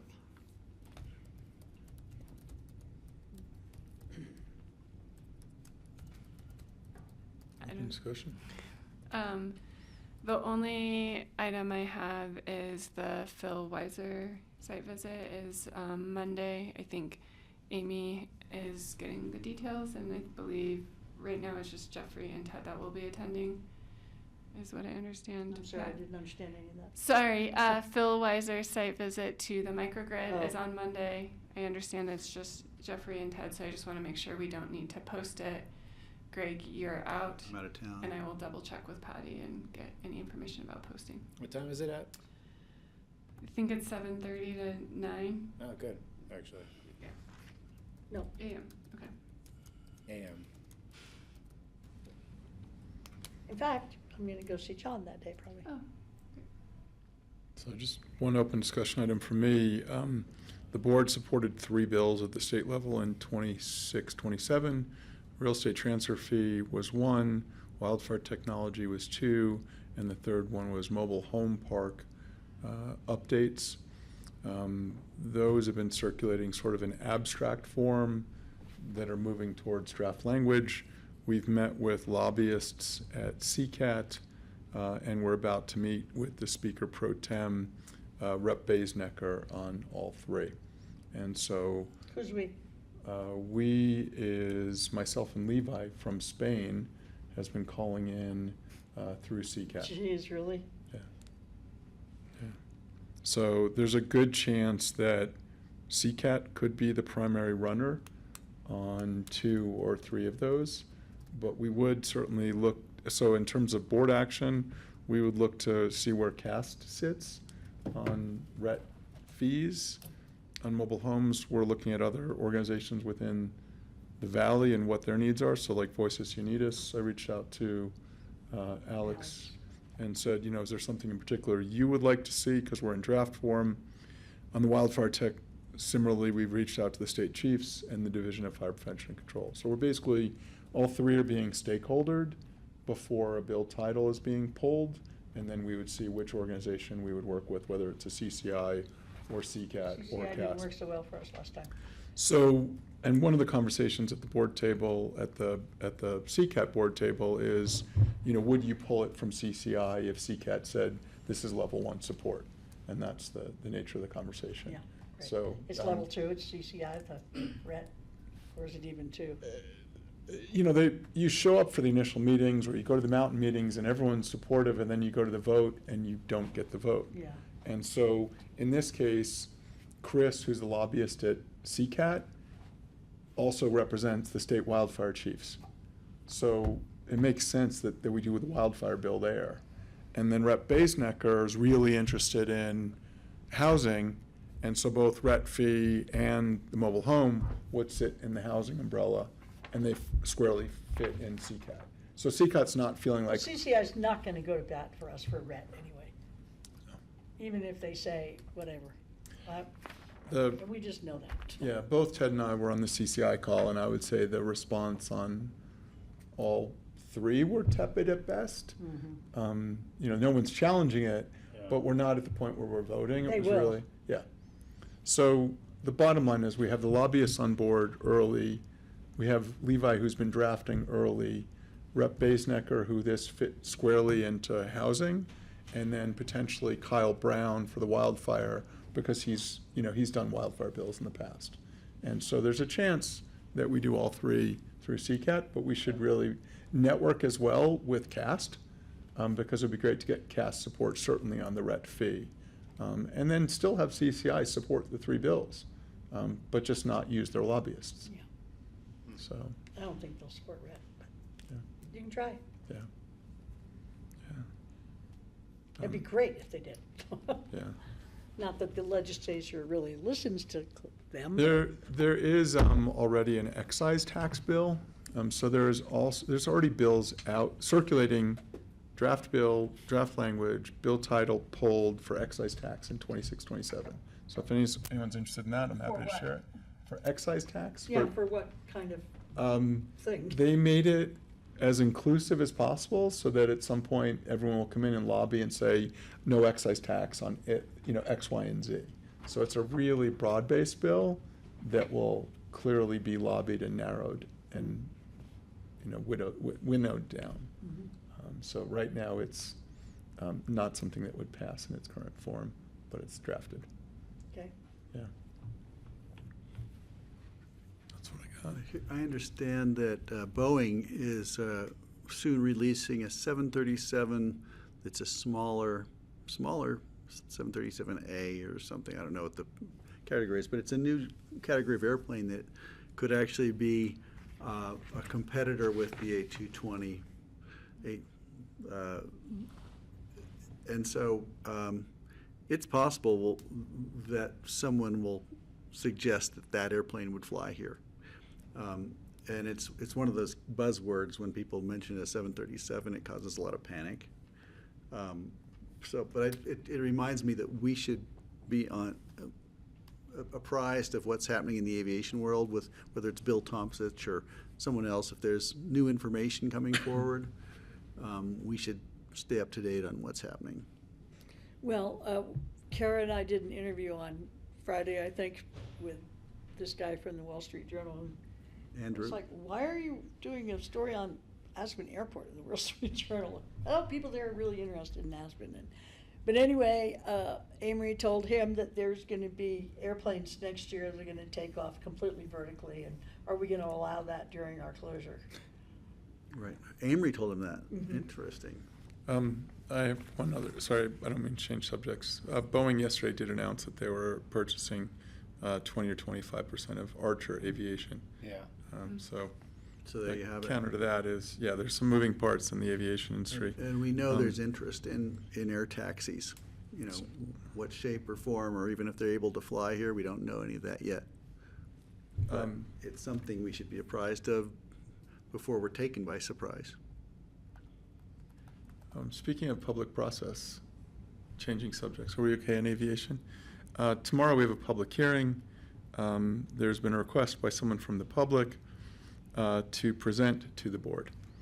On the public hearing process on the back wall, it states comments must be directed to the board and may not be directed to the applicant or audience. So the request from this community member is to project their presentation, and they've received advice from our attorney that is not the nature of the 3 minutes that's granted to them. So Is it on ultrafine particles? it's a community member who wants to present to the board. Tara? Can I make a clarification Please. there?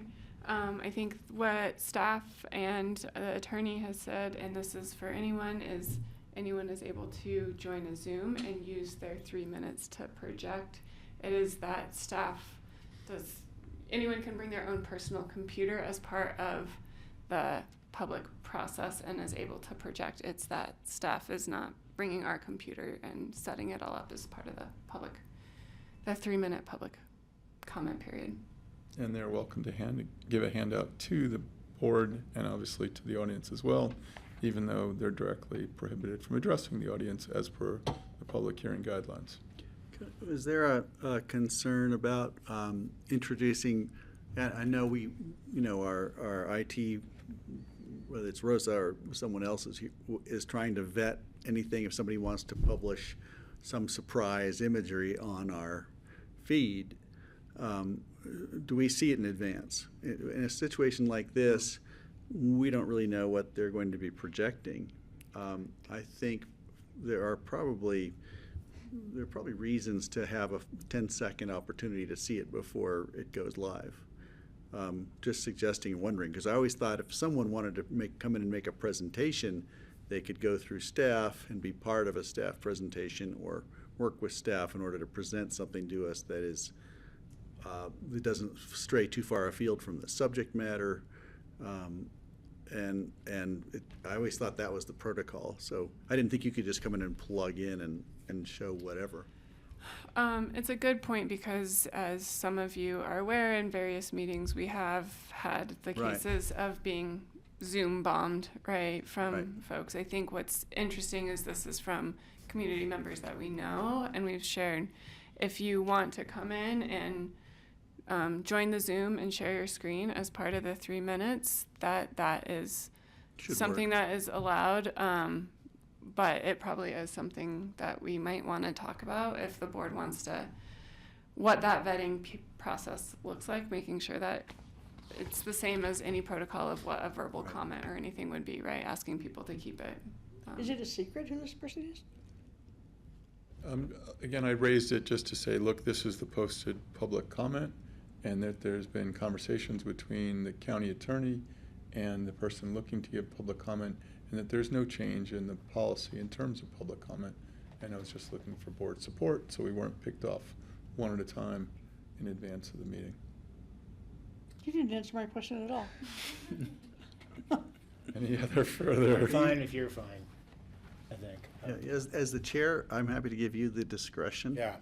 I'm just thinking that, I think it's great if people want to come in and present and bring graphics or imagery or charts, spreadsheets, whatever, in their comment period. I think that's fine, but I think they should be vetted.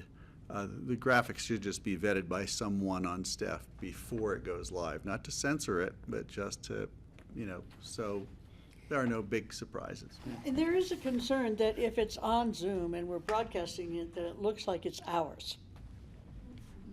So I am a little concerned about that. It's different than a person just sitting there and speaking. Obviously, that's coming from that person. But if they're showing a video and it's on our grassroots station and our Zoom, then it looks like it's ours. So I am a little concerned about it. Or that we are sanctioning it or Right. endorsing it or. Mhm. So I think there has to be a distinction there that it is public comment. Maybe it needs to have a label on it that says this is public Does comment. it have to go on grassroots? And then they just kind of keep the cameras on? So I think the policy has been today, because we have limited folks who have tried to Zoom bomb with inappropriate and that people need to raise their hand. I think the working practice to date has been anyone is welcome to bring printed materials, submit it as part of the public record. We have not really had folks wanting to put it up onto grassroots as like join in and share their screen as part of the public comment piece. And I think, Jeffrey, did you just read that it is not allowed to project as part of that policy? We might need to check on that piece of it. We It used is to on the have back wall. It's the same thing that I just read from. That was the purpose of it. We used to have an Elmo. I mean, right? basically A the- projector here, so if somebody brought it in, they could put the page down and we could project what they were handing out. So the public process that's in the back of the room that we refer to in large public hearings says comments must be directed to the board and may not be directed to the applicant or audience. So that's what I've been going from a And what guidance. is your position? I'm unclear. That you have 3 minutes. You're welcome to hand out a piece of paper and hand it out to the audience as well as the board.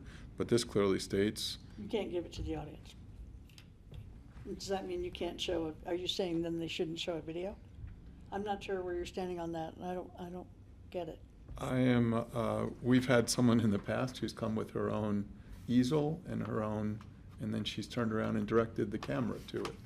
So she's done everything she can to project her images to Well, an easel is a grassroots. little different than a video because a video go directly into Zoom.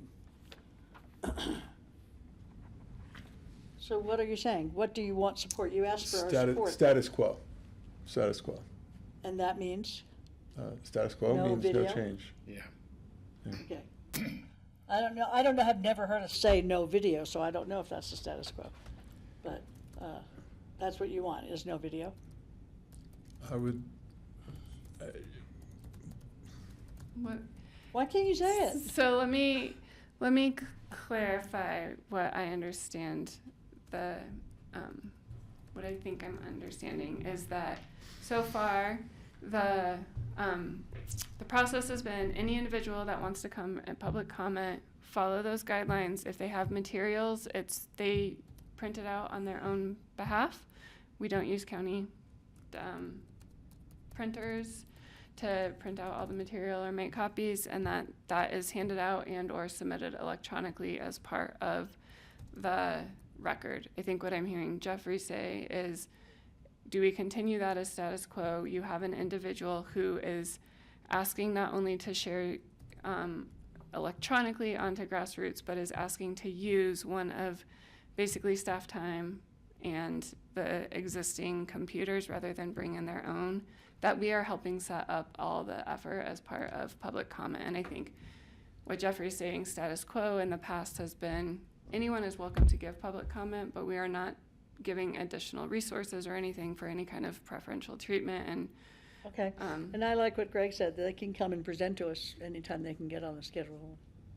I'm fine with that, but, okay. we have clarity there? Grassroots, thank you for the late night. We are adjourned. Thank you.